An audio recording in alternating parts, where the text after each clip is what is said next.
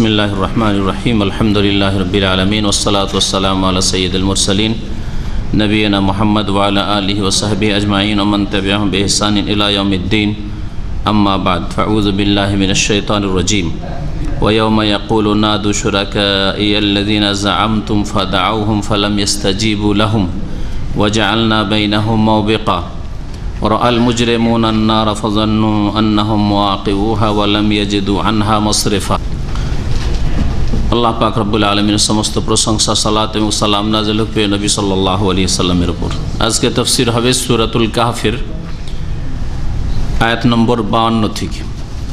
আল্লাহ পাক রব্বুল আলামিন এই আয়াতে এবং তার পরের আয়াতে মুশরিকদের কথা এবং তাদের উপাস্যদের কথা, মুশরিক এবং তাদের উপাস্য দেবদেবী বা ফকির দরবেশ মাজার এসবের কথা আল্লাহ পাক ইরশাদ করছেন। মুশরিকরাকে আল্লাহ পাক রব্বুল আলামিন কিয়ামতের দিনে বলবেন যে তোমরা তোমাদের উপাস্যদের ডাকো, যারা দেবদেবীর পূজা করেছে তাদেরকে বলা হয় তোমাদের দেবদেবীকে ডাকো। যারা ফকির দরবেশের পূজা করেছে আল্লাহ বলবে তাদেরকে ডাকো। যারা ওই মাজারের পূজা করেছে, ওই মাজারওয়ালা যে মাজারে দাফন আছে তাদেরকে আল্লাহ ডাকতে বলবেন যে ডাকো, তারা তোমাদের এখন সাহায্য করুক, আসুক তারা।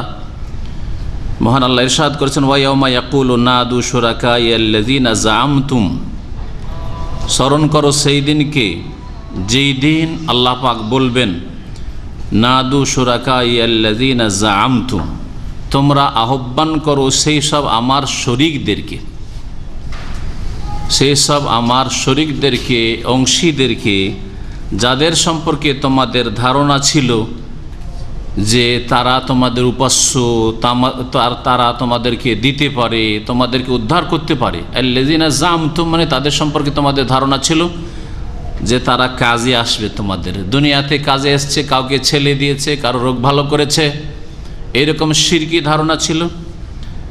আর আখিরাতে একা ওই পীর জান্নাতে যাবে না, মুরিদানদেরকে জান্নাতে নিয়ে যাবে, এইরকম যে ধারণা ছিল। ফাদাউহুম, তখন তারা তাদেরকে ডাকবে, তখন তারা তাদেরকে আহ্বান করবে, ডাকবে। যে যাকে ডেকেছে, জিলানিকে ডেকেছে ইয়া গাউসুল আজম সাহায্য করুন, মাদাদ, ইয়া খাজা বাবা মাদাদ, আটরশি বাবা, এই করে বাবাদেরকে ডাকবে, উপাস্যদেরকে ডাকবে, তারা ডাকতে থাকবে। যারা রামকে ডেকেছিল, কৃষ্ণকে ডেকেছিল, তাদেরকে ডাকবে। কারণ আল্লাহ বলছে তোমাদের শরীকগুলিকে ডাক, এখন তারা তোমাদের সাহায্য করুক। ফাদাউহুম, তারা তাদেরকে আহ্বান করবে। ফালাম ইস্তাজিবু লাহুম, কিন্তু তাদের ডাকে তারা কেউ সাড়া দেবে না, ডাকে কোনো জবাব আসবে না, চিৎকার করতে থাকবে এই জাহান্নামীরা, মুশরিকরা। ওয়াজআলনা বাইনাহুম মাওবিকা, এবং তাদের মাঝে আপোষে, অর্থাৎ যারা পুজো করেছে, আল্লাহ ছাড়া অন্যকে উপাস্যক সাব্যস্ত করেছে, আল্লাহ ছাড়া অন্যের ইবাদত বন্দেগী করেছে, তাদের মাঝে, এই মুশরিকদের মাঝে, আর তাদের দেবদেবী উপাস্য পীর ফকির দরবেশ আর ওই মাজারওয়ালাদের মাঝে আমি সৃষ্টি করে দেব মাওবিকা, ধ্বংসাত্মক মাঠ। ওয়াবাকা বা ওয়াবিকা মানে হয় ধ্বংস হওয়া, আর মাওবিকা মানে ধ্বংসস্থল। আমি ধ্বংসস্থল সৃষ্টি করে দেব, তৈরি করে দেব, অর্থাৎ তারা সকলেই সর্বনাশ হবে। যারা মুশরিক, যারা আল্লাহ ছাড়া অন্যকে ডেকেছে, অন্যের ইবাদত করেছে, উপাসনা করেছে, তারাও ধ্বংস হবে, জাহান্নামে যাবে। আর যাদেরকে ডাকা হয়েছে এবং তাদের প্রাণ ছিল, তারা তার ওপর সন্তুষ্ট থেকেছে, তারা মানুষ ছিল আর এই সব ধর্মকর্ম দিয়ে গেছে। আল্লাহ ছাড়া অন্যের ইবাদত, পূজা, কবর পাকা হোক, মাজার হোক, আর তারপরে তাদের সেজদা হোক। দুনিয়ায় অনেক আজকাল পীররা রয়েছে, তাদের পায়ে সেজদা করা হয়, তাদের অতি ভক্তি করা হয়, তাতে তারা সন্তুষ্ট থাকে। এদেরকেও ধ্বংস করা হবে। এই দুই দলের মাঝে আল্লাহ পাক ধ্বংস গহ্বর সৃষ্টি করে দেবেন। ওরা আল মুজরিমুন আন্নার, আর সেই সময় এই অপরাধীরা, যারা শিরকে সাব্যস্ত রেখে গেছে, এই নেতারা, মুরব্বীরা আর তাদের পূজারীরা, মুশরিকরা, এরা সকলে জাহান্নামের আগুনকে প্রত্যক্ষ করবে। ফাজান্নু আন্নাহুম ওয়াতুহা, তখন তাদের বিশ্বাস হয়ে যাবে যে এতে আমাদেরকে নিক্ষিপ্ত হতেই হবে, এতে আমাদের এসে পড়তেই হবে। বুঝতে পারবে যে এই জাহান্নাম আমাদের জন্য, আর এই জাহান্নামে আমাদেরকে অবশ্যই ফেলা হবে। ওয়ালাম ইয়াজিদু আনহা মাসরিফা, সেই জাহান্নাম থেকে কোনো ফিরার স্থল পাবে না, আশ্রয় স্থল পাবে না। মহান আল্লাহ ইরশাদ করছেন, মানব জাতিকে অন্ধকারে আমি রেখে দিই, বরং তাদেরকে হেদায়েতের জন্য বিভিন্নভাবে এই কোরআনে কারিমে উপমা, দৃষ্টান্ত, ওয়াজ, উপদেশ পেশ করেছি। ওয়ালাকাদ সাররাফনা ফি হাযাল কোরআন লিন-নাস মিন কুল্লি মাসাল, আর নিঃসন্দেহে আমি আল্লাহ এই কোরআনে কারিমে মানব জাতির জন্য বিভিন্ন রকমের উপমা পেশ করেছি, দৃষ্টান্ত পেশ করেছি। আল্লাহ পাক বিভিন্নভাবে বুঝিয়েছেন তৌহিদকে, শিরককে, ইসলামকে, ঈমানকে, কুফরিকে। আল্লাহ পাক রব্বুল আলামিন বিভিন্ন উপমা দিয়ে বুঝিয়েছেন, কখনো আলো অন্ধকার দিয়ে, কখনো ছায়া রৌদ্র দিয়ে। এইভাবে কখনো আল্লাহ পাক রব্বুল আলামিন এক মনিব তোমার থাকে তাহলে ভালো না, বহু মনিব ভালো, বিভিন্ন উপমা আল্লাহ পাক রব্বুল আলামিন পেশ করেছেন কোরআনে কারিমে তৌহিদ আর শিরককে বোঝানোর জন্য, সৎপথ আর অসৎ পথ সম্পর্কে মানুষকে জানিয়ে দেওয়ার জন্য। সাররাফা ইউসাররিফু মানে শাব্দিক অর্থ ফিরিয়ে দেওয়া, এখানে বিশদভাবে বর্ণনা করে দেওয়া। ওয়ালাকাদ সাররাফনা ফি হাযাল কোরআন, আর নিঃসন্দেহে আমি এই কোরআনে কারিমে মানব জাতির জন্য বিশদভাবে বর্ণনা করে দিয়েছি মিন কুল্লি মাসাল, বহু রকমের দৃষ্টান্ত বা উপমা। ওয়া কানাল ইনসানু আকসারা শাইইন জাদালা, কিন্তু মানুষের প্রকৃতি, মানুষের স্বভাব হচ্ছে যে তারা অধিক ঝগড়াটে। জাদাল মানে ঝগড়া, আর আকসারা শাই অধিক, অধিক পরিমাণে এরা মানব জাতি ঝগড়া করে থাকে, ঝগড়াটে হয়ে থাকে। এই একটা তাফসির আকসারা শাইইন জাদালা, মানুষ অধিক ঝগড়াটে, মানে মানুষের স্বভাব হচ্ছে বেশি ঝগড়া করা, তর্ক বিতর্কে জড়িয়ে যাওয়া। আজকাল দেখবেন দুজন মানুষ থাকলে দুটো মত পেশ করবে কোনো একটা বিষয় উঠলে, একজন এই পক্ষ নেবে আরেকজন এই পক্ষ নেবে। তৌহিদের বিষয়ে হলে তৌহিদ যদি কেউ বলে তো কেউ শিরকের কথা বলবে, সুন্নতের বিষয় আসলে কেউ সুন্নত বলে কেউ বিদআত বলবে, সৎ হবে অসৎ হবে। এইভাবে কোনো যদি পারিবারিক ব্যাপার হয়, দেখেন 5 ভাই আছেন, দেখেন 2 মত 3 মত হয়ে বসে আছে, অন্তরের মিল নাই, দ্বন্দ্ব। দুজন মানুষ কোনো জায়গায় একটা কোনো আলোচনা শুরু হলে মতবিরোধ করা, তর্কে জড়িয়ে যাওয়া, এটা হচ্ছে মানুষের বদ স্বভাব। আল্লাহ পাক বলছেন ওয়া কানাল ইনসানু আকসারা শাইইন জাদালা। আর কেউ কেউ এইভাবে অনুবাদ করেছেন ওয়া কানাল ইনসানু আকসারা শাইইন জাদালা, মানুষ অধিকাংশ ক্ষেত্রেই ঝগড়া করে থাকে, অধিকাংশ বিষয়ে ঝগড়া করে থাকে। এটাও বাস্তব সত্য। আপনি নামাজের মাসাইল নেন, শুরু থেকে শেষ পর্যন্ত অধিকাংশ মাসলাগুলিতে ইখতিলাফ আছে। 2 ভাগ করেন মাসলাগুলিকে নামাজের মধ্যে, শুরু থেকে শেষ পর্যন্ত যেই মাসআলাগুলিতে ইত্তিফাক আছে, ঐক্যমত আছে, তাকবীরে তাহরিমা দিয়ে নামাজ শুরু, এই তাকবীরে তাহরিমা পড়তে হবে, এটাতে একমত। তাকবীরে তাহরিমা রুকন না ওয়াজিব, এই একটা বিষয়। আসলে তাকবীরে তাহরিমা দিয়েই নামাজ শুরু হবে না, তার আগে আর কোনো কিছু আছে, শুরু হলো দ্বন্দ্ব। আকসারা শাইইন জাদালা, ঝগড়া করা শুরু করলো। যাই নামাজের দোয়া পড়তে হবে, নিয়ত পড়তে হবে, বুঝতে পেরেছেন? এইভাবে নামাজের প্রত্যেকটি মাসলা, সূরা ফাতিহা প্রত্যেকে পড়া লাগবে না, সূরা ফাতিহা পড়া লাগবে না, সূরা ফাতিহা ছাড়াও এক শ্রেণীর লোকদের নামাজ হয়ে যায়, সব পড়ে কিন্তু সূরা ফাতিহার সাথে শত্রুতা, বিদ্বেষ, সূরা ফাতিহা পড়বে না। এইভাবে নবী করিম সাল্লাল্লাহু আলাইহি সাল্লামের যে কোনো সুন্নাতের বিষয় আসুক, রাফায়দানের বিষয় আসুক, ওয়া কানাল ইনসানু আকসারা শাইইন জাদালা, আমিন জোরে নাস্তি আসুক, হাত কোথায় বাঁধতে হবে না হাত ছেড়ে নামাজ পড়তে হবে, এইভাবে শুরু থেকে সালাম ফিরাবার পরে জিকির আজকার আছে না, উঠে টান দেওয়া আছে না, ওই বিদাতি মোনাজাত আছে। ওয়া কানাল ইনসানু আকসারা শাইইন জাদালা।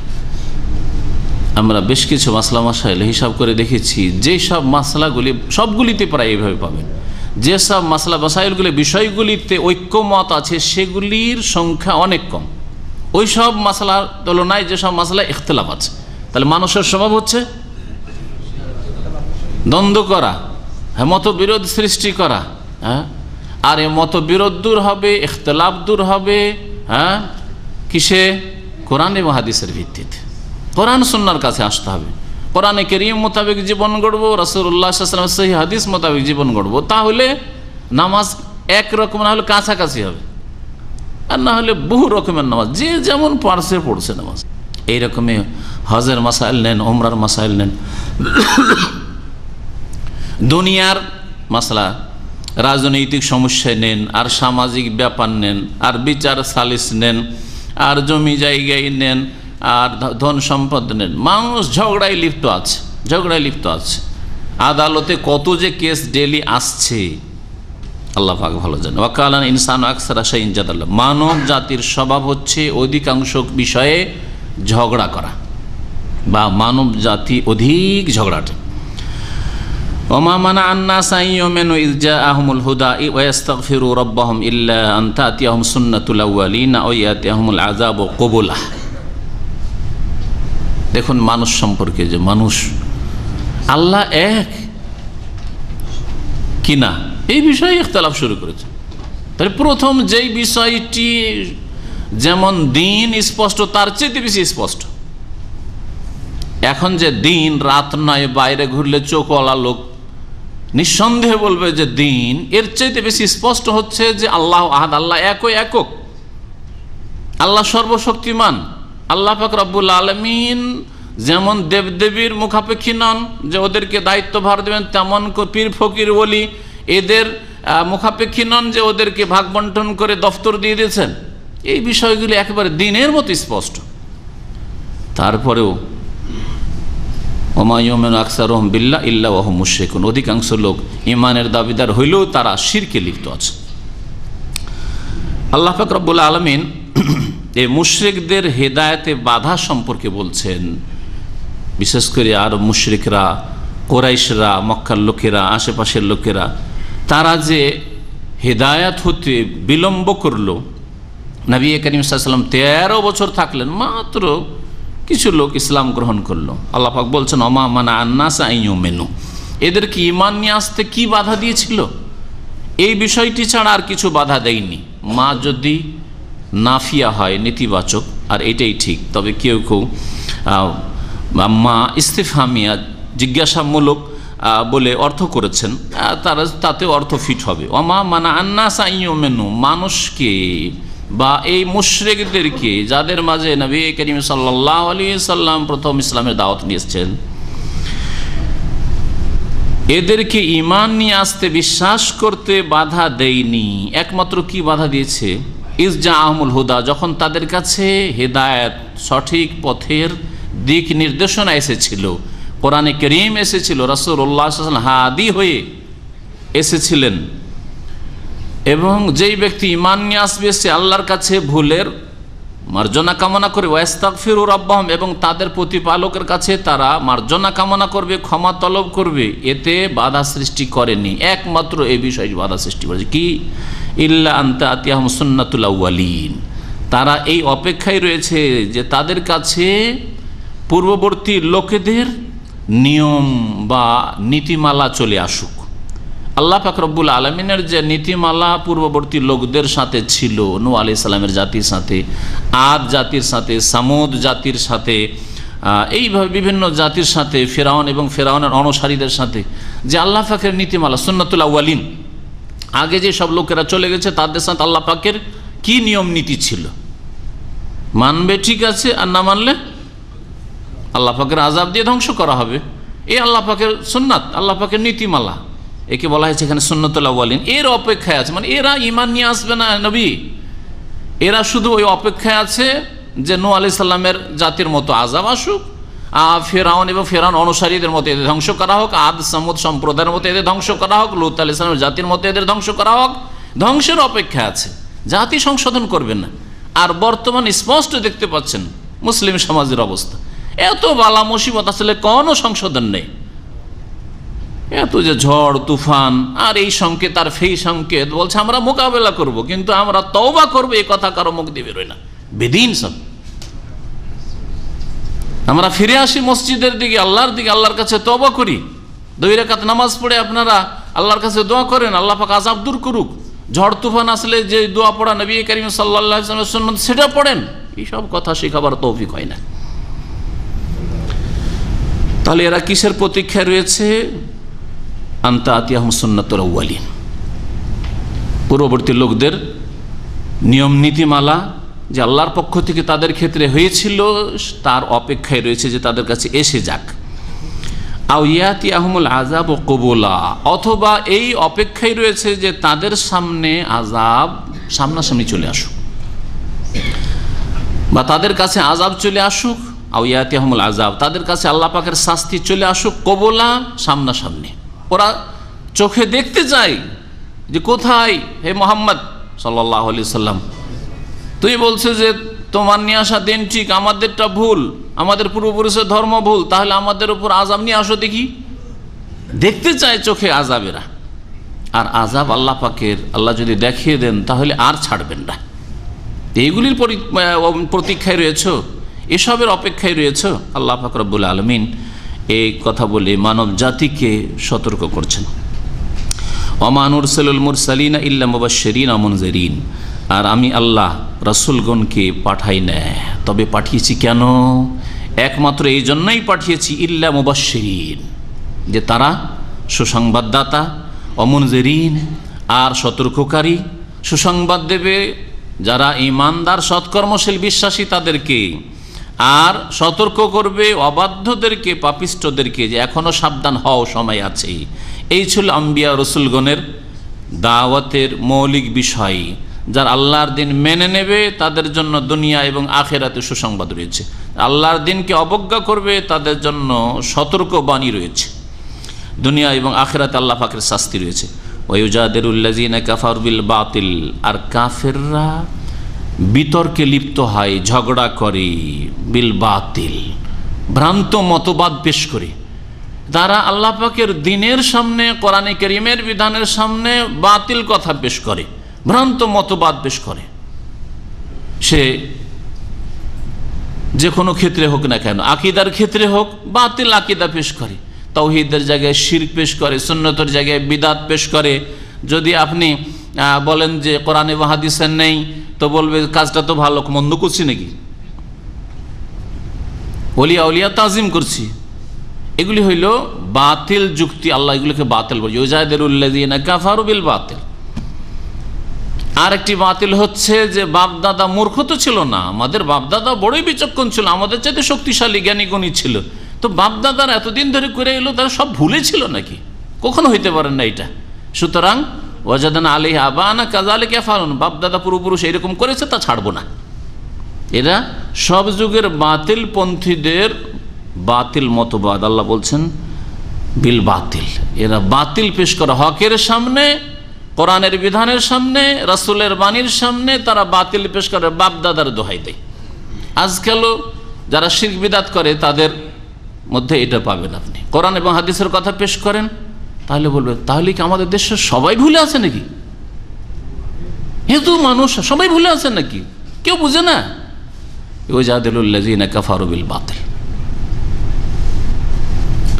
নাস্তিকরা তাদের বাতিল যুক্তি পেশ করবে, মুশরিকরা তাদের বাতিল যুক্তি পেশ করবে, ইসলামের শত্রুরা তাদের বাতিল যুক্তি পেশ করবে। ইউজাদিলুল্লাযিনা কাফারু বিল বাতিল, ভ্রান্ত মতবাদ পেশ করবে। লিউদহিজু বিহিল হক, তাদের উদ্দেশ্য হয় এই বাতিল দ্বারা, ভ্রান্ত মতবাদ দ্বারা তারা সত্যকে দুর্বল করতে চায়। আদহাজা ইউদহিজু মানে হচ্ছে কমজোর করে দেওয়া, দুর্বল করে দেওয়া, ব্যর্থ করে দেওয়া। তারা হককে, সত্যকে, যা আল্লাহর পক্ষ থেকে আগত হয়েছে কোরআনে কারীমের বিধান, তাকে দুর্বল, কমজোর করতে চায়, ব্যর্থ করতে চায়। কোরআনের বিধান না আসে, মানুষের চোখ না খুলে যে সরাসরি হাদিস পড়বে আর জেনে নেবে। হ্যাঁ, আজকাল যদি মুরব্বীদের ভুল ধরিয়ে দেওয়া হয় তাহলে এটা ঠিক হয় না। মুরব্বীদের ভুল ধরিয়ে দেওয়া যে ওরা শিরক করেছে, এটা ঠিক হয় না। হ্যাঁ, কারণ তাতে গোমর ফাঁস হয়ে যাবে যে এই রাস্তায়, যে রাস্তায় ওরা গিয়েছে এটা ভুল রাস্তা, সুফিজমের রাস্তা, এটা হচ্ছে ভুল রাস্তা। আর এসব কথা যদি তুলে ধরা হয় তাহলে মানুষের চোখ খুলে যাবে। এটা চাই না মানুষ। তাওহীদ সুন্নাতের কথা প্রচার করেন, এটা মানুষ চাই না আজকাল বিদাতীরা।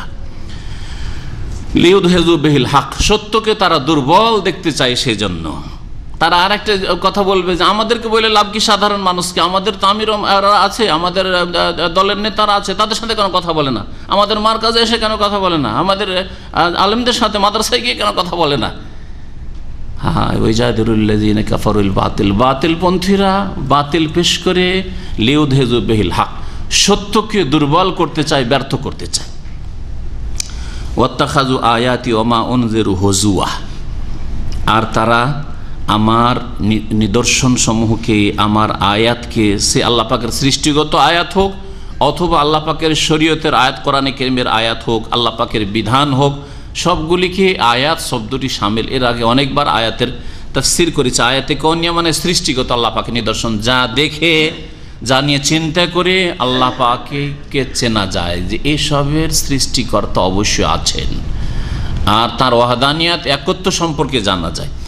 আর শরীয়তের আয়াত, কোরআন কারীমের আয়াতে, আয়াতে কারীমা অথবা রাসূলুল্লাহ সাল্লাল্লাহু আলাইহি ওয়াসাল্লামের হাদিসে বর্ণিত বিধিবিধান, বাল্লিগু আন্নী ওয়ালাউ আয়া, আমার পক্ষ থেকে যদি একটা আয়াত হয় পৌঁছে দাও, অর্থাৎ সেটা কোরআনের বিষয় হোক অথবা রাসূলুল্লাহ সাল্লাল্লাহু আলাইহি ওয়াসাল্লামের হাদিসেই থাক, যদি সেটা জানো যে আল্লাহ পাকের দিন, তাহলে হে মানুষ, হে মুসলিমরা, তোমরা তা অন্যদের কাছে পৌঁছিয়ে দাও। তো আল্লাহ পাক বলছেন যে এই মুশরিকরা, এই কাফেররা, এরা কি করে, আমার আয়াতকে, আমার নিদর্শন সমূহকে, আমার বিধিবিধানকে, ওমা উনজিরু, আর যা দিয়ে তাদেরকে সতর্ক সাবধান করা হয়। মা এটা হচ্ছে মৌসুলা, তাহলে একটা মায়ের নাম যারা গ্রামার বুঝেন, একটার নাম হচ্ছে মায় মৌসুলা, যা, যায়ের অর্থ, আর একটা হচ্ছে ইস্তেফহামের জিজ্ঞাসামূলক, কি, মা মানে কি, মা হাজা, এটা কি, হ্যাঁ, আর আমি খাবো না, হ্যাঁ, হ্যাঁ, মা আকুল, যেটা বলছেন ফি মাফি, মা না, তাই না, এ মা মানে না।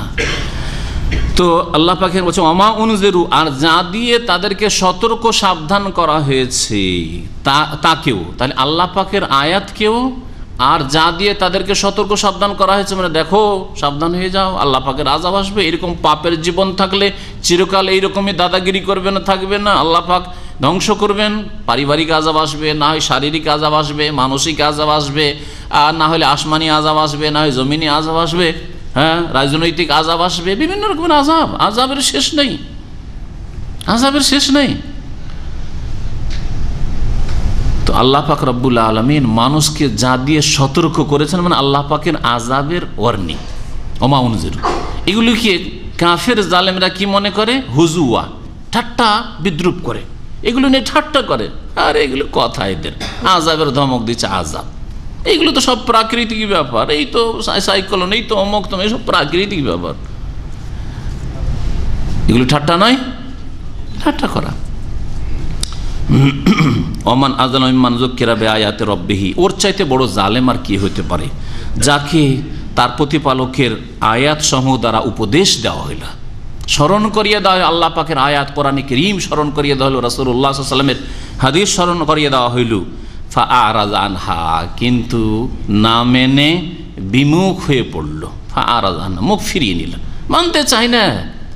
নামাজের কথা সাবালক ছেলে বাপ বললে, যাও যাও, আসছি, যাবে না, হ্যাঁ, বেনামাজি পরিবার এই অবস্থা, হ্যাঁ, এই হাইয়ার লোকেরা জাযাহুমুল্লাহ খায়রান, তারা যদি সালাহ সালাহ বলে, তো এই বিদিন শুধু কাফেরদের সাহস হবে না, সৌদি আরব অন্তত কাফের অমুসলিমদের সাহস হবে না, এখানে বেদিন এই মোনাফেক মুসলিমগুলি তার পিছনে পিছনে সালাহ সালাহ সালাহ করে ঠাট্টা করে।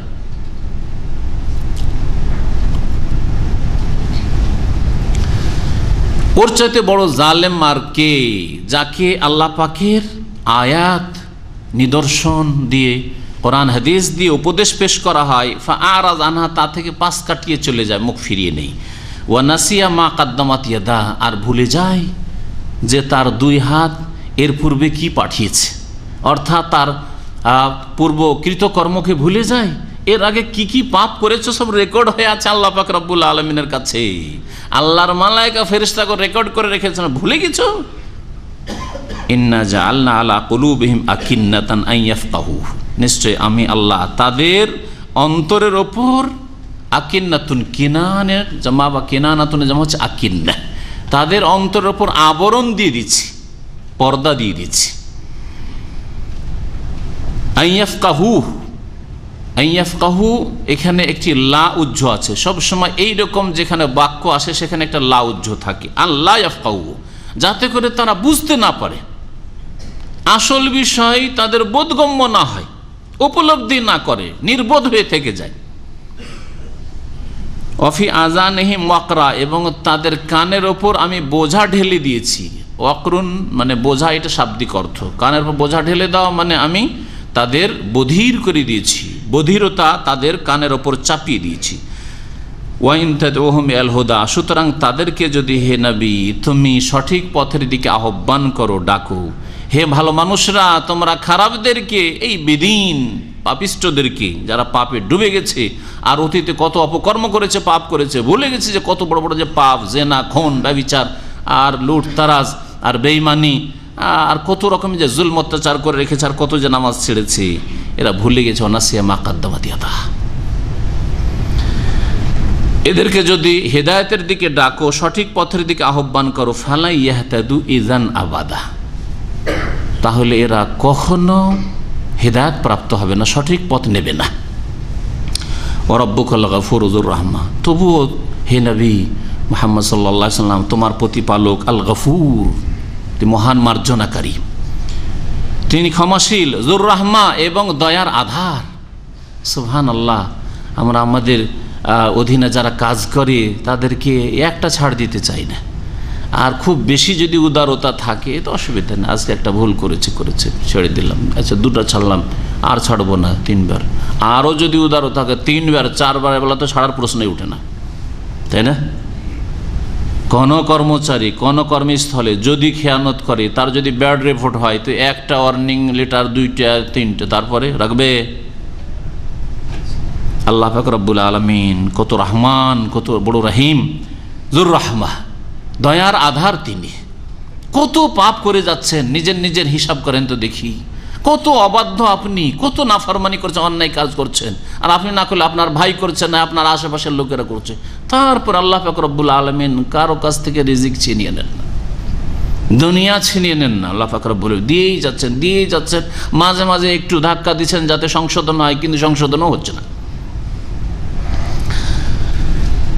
লাউ ইউআখিযুহুম বিমা কাসাবু, আল্লাহ পাক তাদের যদি পাকড়াও করতেন, বিমা কাসাবু তাদের কৃতকর্মের কারণে, লাআজ্জালা লাহুমুল আযাব, তাহলে তাদের জন্য দ্রুত আল্লাহ পাক শাস্তি পাঠিয়ে দিতেন।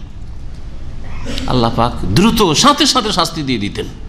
কিন্তু আল্লাহ পাক রব্বুল আলামিন, একজন মানুষ 60-70 বছর 80 বছর কত জুলম অত্যাচার করলো, আর কত ওয়াক্ত যে নামাজ ছেড়েছে, আর কত যে শিরক করেছে, বিদআত করেছে, তারপরে আল্লাহ ছেড়ে দিয়েছেন, তারপর আল্লাহ পাক ছেড়ে রেখেছেন।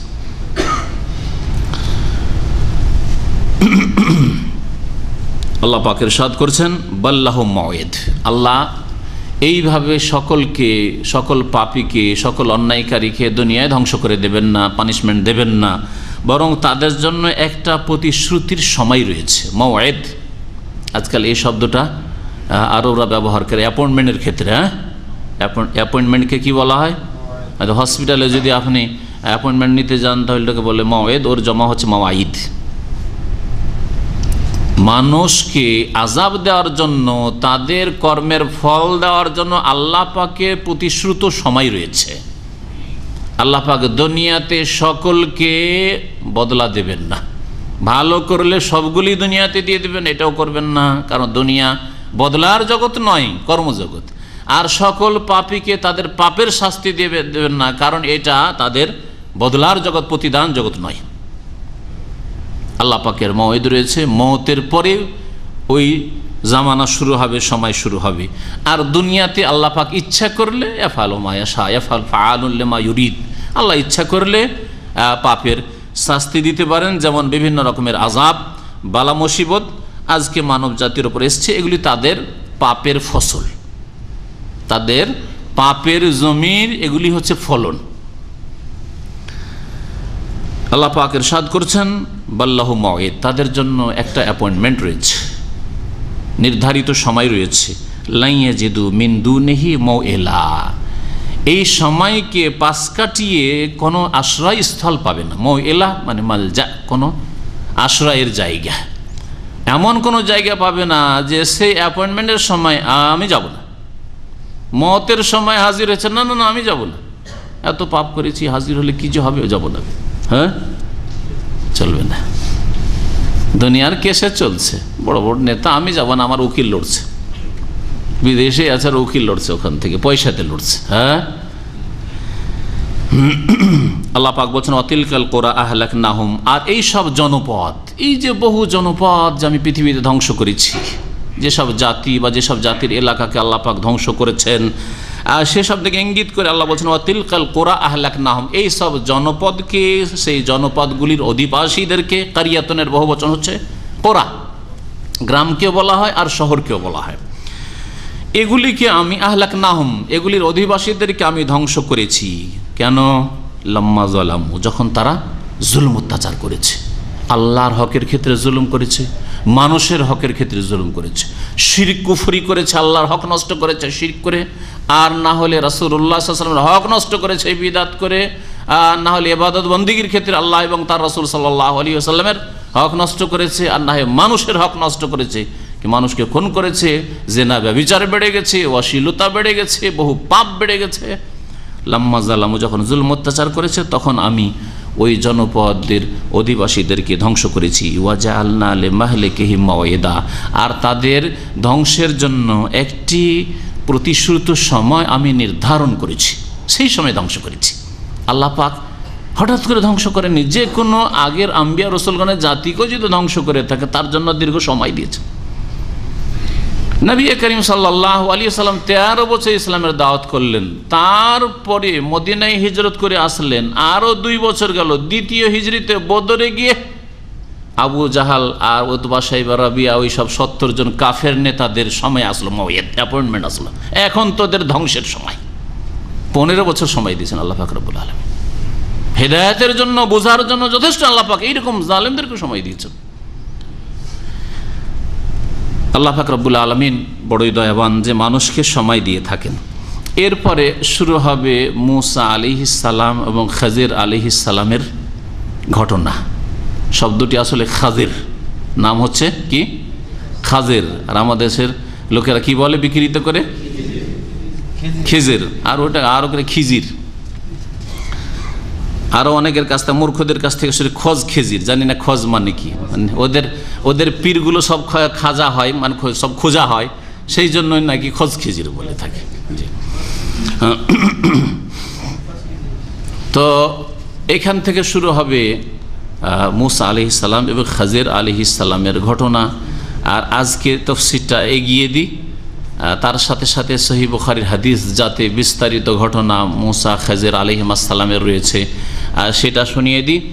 আর তারপরে ইনশাআল্লাহ তাআলা বলবো উলামায়ে কেরামদের দ্বিমত যে খাজির আলাইহিস সালাম কে ছিলেন, তিনি কি ছিলেন তিনি, এবং এই খাজির আলাইহিস সালামকে নিয়ে অসৎ উদ্দেশ্য যাদের রয়েছে, যেসব বিদআতপন্থীদের, ভণ্ডদের, তারা কি তামাশা করে, এইসব ইনশাআল্লাহ তাআলা আগামীতে আলোচনা করা যাবে আল্লাহ সময় দিলে। কোরআনে কারীমের আয়াত আল্লাহ পাক ইরশাদ করেছেন ওয়াইদ ক্বালা মূসা লিফাতাহু লা আবরাহু হাত্তা আবলুগা মাজমাল বাহরাইনি আমদি হুকুবা, আয়াত নম্বর 60 থেকে শুরু হয়েছে। আল্লাহ পাক বলছেন স্মরণ করো হে মানুষ, ওয়াইদ ক্বালা, যখন মূসা আলাইহিস সালাম বলেছিলেন, কাকে?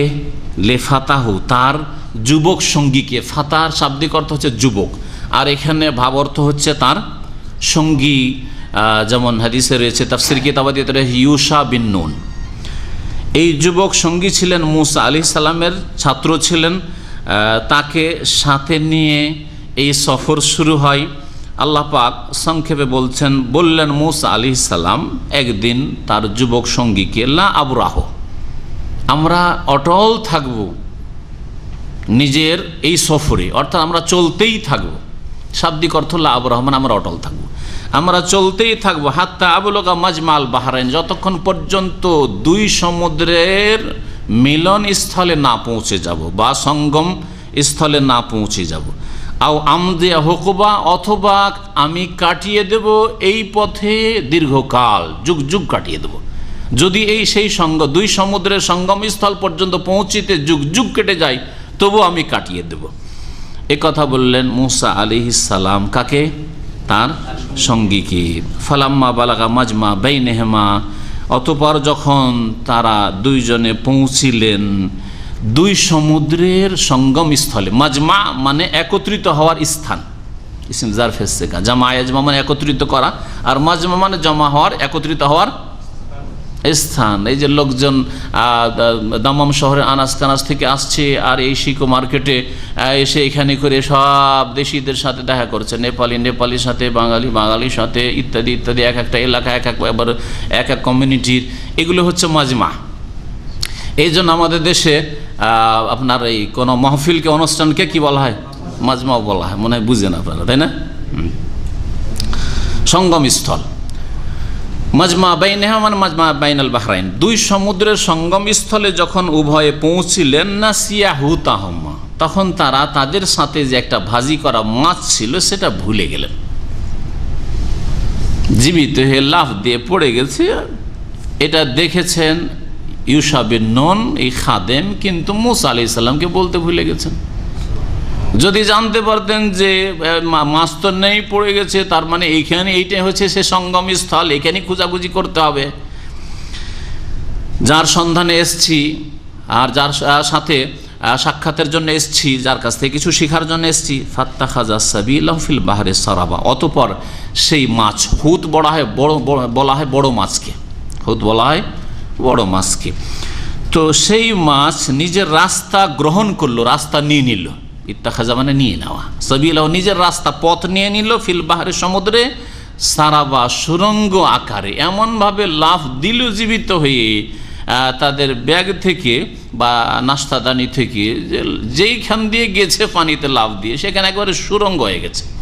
নবী করিম সাল্লাল্লাহু আলাইহি ওয়াসাল্লামের হাদিস সহিহ বুখারীতে আছে, মিসলা তাকে, যেমন কোনো ঘরে একটা ছিদ্র থাকে, ওই রকম ছিদ্র করে পানির মধ্যে যতদূর পর্যন্ত গেছে ওই ছিদ্র থেকে দেখা যাচ্ছে, ছিদ্র দেখা যাচ্ছে সমুদ্রের পানিতে, আর পানির সাথে মেশেনি। এই অলৌকিকত্ব, এইভাবে মাছ চলে গেছে। আর তার আগে অলৌকিকত্ব হচ্ছে ভাজা মাছ আবার জীবিত হয়ে গেল। সহিহ বুখারীতে হাদিস রয়েছে, যা আপনাদের শোনাবো, যে সেখানে এমন পানি ছিল বা এমন একটা ঝর্ণা ছিল, আইনুন, সেই ঝর্ণা হচ্ছে আইনুল হায়াত, যেখানে আবে হায়াত, সে পানি পড়লেই নিষ্প্রাণ প্রাণ পেয়ে যেতে পারে। তো ওই পানি যেমনই ছিটে পড়েছে তেমনই মাছ জিন্দা হয়ে লাফ দিয়ে চলে গেছে। জিন্দা মাছ কি আর ওইভাবে থাকে ব্যাগে বা পাত্রে থাকে? খোলা পেয়েছে, লাফ দিয়ে চলে গেছে। এই দুটি আয়াত, তারপরে আয়াত আসছে। আয়াতগুলির আগে এখন ঘটনা আপনাদের শোনাই, তাহলে আয়াতগুলি বুঝতে অনেকটা সুবিধা হবে। কেন বললেন নিজের ছাত্রকে যে চলো আমরা যাই, সফর করি? কি জন্য সফর আর কি উদ্দেশ্যে সফর, এসব জানার জন্য রাসূলুল্লাহ সাল্লাল্লাহু আলাইহি ওয়াসাল্লামের হাদিসের মাধ্যমে জানি, এমনি কিসসা আকারে না বর্ণনা করে, কারণ সেটা বেশি সূক্ষ্ম হবে। সহিহ বুখারী মুসলিমে হাদিস রয়েছে। হাদিস আব্দুল্লাহ বিন আব্বাস রাদিয়াল্লাহু তাআলা আনহুমা থেকে তার ছাত্র সাঈদ ইবনে জুবাইর, প্রখ্যাত তাবী রাহমাতুল্লাহ আলাইহি, বর্ণনা করেছেন। তিনি বলছেন যে আমার ওস্তাদকে একদিন বললাম যে নওফ আল বাকালি একজন লোক, তার আহলে কিতাবের মধ্যকার ছিল, তার ওই তাওরাত সম্পর্কে যে জ্ঞান ছিল, তার ধারণা যে মুসা সাহেবুল খেজের লাইসা হওয়া মুসা সাহেব বানি ইসরাইল, মুসা এক, বলছে দুই মুসা, ওর মত হচ্ছে মুসা হচ্ছে দুই মুসা। খেজেরের সাথে যে সঙ্গী হয়েছিল এই মুসা আর বনি ইসরাইলের নবী মুসা, দুই মুসা এক নয়, বরং দুই মুসা। এ মুসা অন্য মুসা, তার মানে মুসা আলাইহিস সালাম যিনি আল্লাহর রসুল, আল্লাহর নবী, যার উপর তাওরাত নাযিল হচ্ছে, তিনি কার সঙ্গী নন? খাজেরের সঙ্গী নন। মানে খাজেরের সাথে যে ঘটনা ঘটেছে সেটা অন্য কোনো মুসা। এই মতটি ছিল এই নওফ বাকালির। এই কথা বলতেই ইবনে আব্বাস রাদিয়াল্লাহু তাআলা আনহু অত্যন্ত অসন্তুষ্ট হলেন, রেগে উঠলেন, কারণ মিথ্যা কথা। আর তারপরে কাযাবা আদু আল্লাহ, এ তো আল্লাহর দুশমন, এ তো মিথ্যা কথা বলেছে, এটা কোরআন হাদিস বিরোধী কথা বলেছে, জানে নাই। তারপরে বলছেন হাদ্দাসানা উবাই ইবনে কাব, উবাই ইবনে কাব রাদিয়াল্লাহু তাআলা আনহু আমাকে হাদিস শুনিয়েছেন। তাহলে এক সাহাবী আব্দুল্লাহ বিন আব্বাস রাদিয়াল্লাহু তাআলা আনহুমা আর এক সাহাবী উবাই ইবনে কাব থেকে এই হাদিস বর্ণনা করছেন। আন্নাহু সামিয়া রাসূলুল্লাহ সাল্লাল্লাহু আলাইহি ওয়াসাল্লাম ইয়াকুল, উবাই ইবনে কাব রাদিয়াল্লাহু তাআলা আনহু রাসূলুল্লাহ সাল্লাল্লাহু আলাইহি ওয়াসাল্লাম থেকে শুনেছেন। আব্দুল্লাহ বিন আব্বাস কেন শুনেননি? এই জন্য আব্দুল্লাহ বিন আব্বাসের বয়স কম ছিল আর হতে পারে যেই সময় রাসূলুল্লাহ সাল্লাল্লাহু আলাইহি ওয়াসাল্লাম শুনিয়েছিলেন সেই মজলিসে আব্দুল্লাহ বিন আব্বাস উপস্থিত ছিলেন না। আর আমানতের বিষয় হচ্ছে যে যার কাছ থেকে শুনেছেন তার কথা বয়ান করবেন। কিন্তু আজকাল আমাদের স্বভাব এর ভিন্ন, কিন্তু আমাদের স্বভাবে ব্যতিক্রম ঘটেছে। যদি আপনার সাথী সঙ্গে থেকে কোনো একটা কথা শুনে থাকেন, ভাববেন যে আমি অমুকের কাছ থেকে এটা শিখেছি, এই মশলাটা জানতাম না, জেনেছি, তো আমার মানানি হবে যে আমি আমার মতো আরেক ছাত্রর কাছ থেকে শুনেছি এই কথা বলবো না। উনি যেহেতু বলেছেন আমার ওই সঙ্গী যে শাইখের কাছ থেকে শুনেছি, ডাইরেক্ট শাইখ বলেছেন, শাইখের কাছ থেকে শুনেছি বললে তা একেবারে ডাহা মিথ্যা হয়ে যাবে। এই জন্য একটু বাঁকা করে কথা বলে কিছু লোকের আছে, যে শাইখ বলেছেন তোমাকে বলেছেন না তোমার সঙ্গী শুনেছে। আমানত এই ছিল যে ভাই আমি অমুক সঙ্গীর কাছে শুনেছি, আর সে বলেছে আমি শাইখের কাছে শুনেছি, তাই না? আজকাল মানুষের স্বভাব হচ্ছে এইরকম, না শুনলেও দূর থেকে বলে আমি শুনেছি। না দেখা হইলেও কোনো জায়গাতে, আরে একজন লোক গাড়ি বিক্রি করার জন্য বলছে আমি শাইখের দার্সে অনেকদিন গেছি, যাতে করে যে গাড়ি কিনতে গেছে ইসলামিক সেন্টারে আসে যা বলছে যে আমি শাইখের দার্সে অনেকদিন হাজির হয়েছি। আমার বাড়ি এসছেন, আমার মনেই হয় না যে কার বাসায় গেছি আর কার বাড়ি গেছি। কথা বুঝতে পেরেছেন? তো কথা হচ্ছে যে আল্লাহ পাক হেদায়েত করে। এইরকম অনেক লোক দুনিয়ার স্বার্থে কিছু মিথ্যা মিশায়, সাহাবায়ে কেরাম আলহামদুলিল্লাহ তারা যে নবী সাল্লাল্লাহু আলাইহি ওয়াসাল্লামের তরবিয়ত পেয়েছিলেন এই রকমের খেয়ানত করতেন না। আব্দুল্লাহ বিন আব্বাস বলতে পারতেন যে রাসূলুল্লাহ সাল্লাল্লাহু আলাইহি ওয়াসাল্লাম বলেছেন না, উবাই ইবনে কাব আমাকে শুনিয়েছেন, তিনি বলছেন যে তিনি রাসূলুল্লাহ সাল্লাল্লাহু আলাইহি ওয়াসাল্লামের কাছে শুনেছেন ইয়াকুল ইন্না মুসা কামা খাতিবান ফি বনি ইসরাইল। মুসা আলাইহিস সালাম একদিন বনি ইসরাইলদের মাঝে বক্তব্য করতে শুরু করলেন, খুতবা দেখেন খাতিবান, খুতবা দিতে শুরু করলেন মানে কি, বক্তব্য করতে শুরু করলেন। কিন্তু আমাদের স্যার জুমার খুতবা আর ঈদের খুতবা কি বলবেন, মন্ত্র পাঠ হয়, হিন্দুদের মন্ত্র পাঠ হয়, ওই কিছু বেদ পাঠ হয় পুজোগুলির সময় মন্দিরে, আর জুমার খুতবায় আর ঈদের খুতবাতে মন্ত্র পাঠ হয়, যার ফলে জাতি হেদায়েত হয় না, জাতির নেতারাও হেদায়েতের পথে আসে না, কারণ কিছুই জানতে পারে না এরা। কিন্তু বড় বড় মসজিদগুলিতে যেখানে ওই বড় বড় নেতাগুলো এমপি মিনিস্টারগুলো জুমার নামাজ পড়ায়, ঈদের নামাজে হাজির হয়, সেখানে যদি নিজের ভাষায় সেখানে বিষয়ভিত্তিক আলোচনা হইতো তো 52টি সপ্তাহে 52টি বিষয় সম্পর্কে বড় বড় নেতারা জানতে পারত। এই খায়ের থেকে, এই কল্যাণ থেকে বিদাতি মৌলভী সাহেবেরা বঞ্চিত রেখেছে আমাদের দেশের নেতৃস্থানীয় ব্যক্তিদেরকে। এর জন্য জবাবদেহি করতে হবে এদেরকে। খুতবা মানে বক্তব্য, খুতবা মানে সম্বোধন করা। তো আরবি ভাষা দিয়ে বাঙালিকে কি করে সম্বোধন হইতে পারে? আরবি ভাষা দিয়ে উর্দু ভাষিক কেরলদেরকে কি করে সম্বোধন হইতে পারে? সুতরাং যেখানে যেই ধরনের ভাষাভাষী রয়েছে সেখানে সেই ভাষায় খুতবা হইতে হবে। এটাই হচ্ছে খুতবার অর্থ, খুতবার উদ্দেশ্য, আর খুতবার শাব্দিকের অর্থ বরং খেতাব করা, সম্বোধন করা, অ্যাড্রেস করা, এই হচ্ছে খুতবা। মুসা আলাইহিস সালাম কামা খাতিবান, এই না যে খুতবার মন্ত্র পড়তে উঠেছিলেন, গদবাধা কিছু খুতবা দিলেন বনি ইসরাইলদের মাঝে। আর খুতবা এত ভালো লাগলো শ্রোতা মণ্ডলীকে, ফাসইলাত, খুতবার শেষে, বক্তব্যের শেষে তারা জিজ্ঞাসা করল আইয়ুন নাসে আলামু, দুনিয়ার মধ্যে কে সবচেয়ে জ্ঞানী আছে বলেন তো দেখি। আর এক হাদিসে রয়েছে যে আমাদের মনে হচ্ছে, আমাদের বিশ্বাস যে আপনার চাইতে জ্ঞানী কেউ নেই। আপনার চাইতে জ্ঞানী কি কেউ আছে পৃথিবীতে? আপনার চাইতে জ্ঞানী আর পণ্ডিত কেউ আছে কি? এইরকম জিজ্ঞাসা তারা করেছিল। কালা আনা, সবচাইতে জ্ঞানী আজকের যুগে আমি। কথা সত্য ছিল না? মুসা আলাইহিস সালামের উপর তাওরাত নাযিল, সেই যুগে এমন কোন নবী নেই যার উপর কিতাব নাযিল হয়েছে। মুসা আলাইহিস সালাম সেই যুগে রাসূল, আল্লাহ পাকের কালিম, আল্লাহ পাকের সাথে কথা বলেছেন তিনি। তার চাইতে বেশি জ্ঞানী পৃথিবীতে কেউ নেই। কিন্তু আজকে সারা পৃথিবীর যতই বড় আলেম আর বক্তা হোক না কেন, যদি জিজ্ঞাসা করেন আপনার চাইতে বড় আলেম আছে কি, নিশ্চয়তা দেওয়া যাবে যে আমার চাইতে কেউ নেই বড়। আরে তুমি তো নবী না, তোমার কাছে ওহী আসে না, তুমি কি করে ওজন করলে এত বিশাল পৃথিবীর আলেমদেরকে আর জ্ঞানীদেরকে, যে তুমি বুঝতে পারলে যে আমার চাইতে জ্ঞানী গুণী আর ভালো কেউ নেই।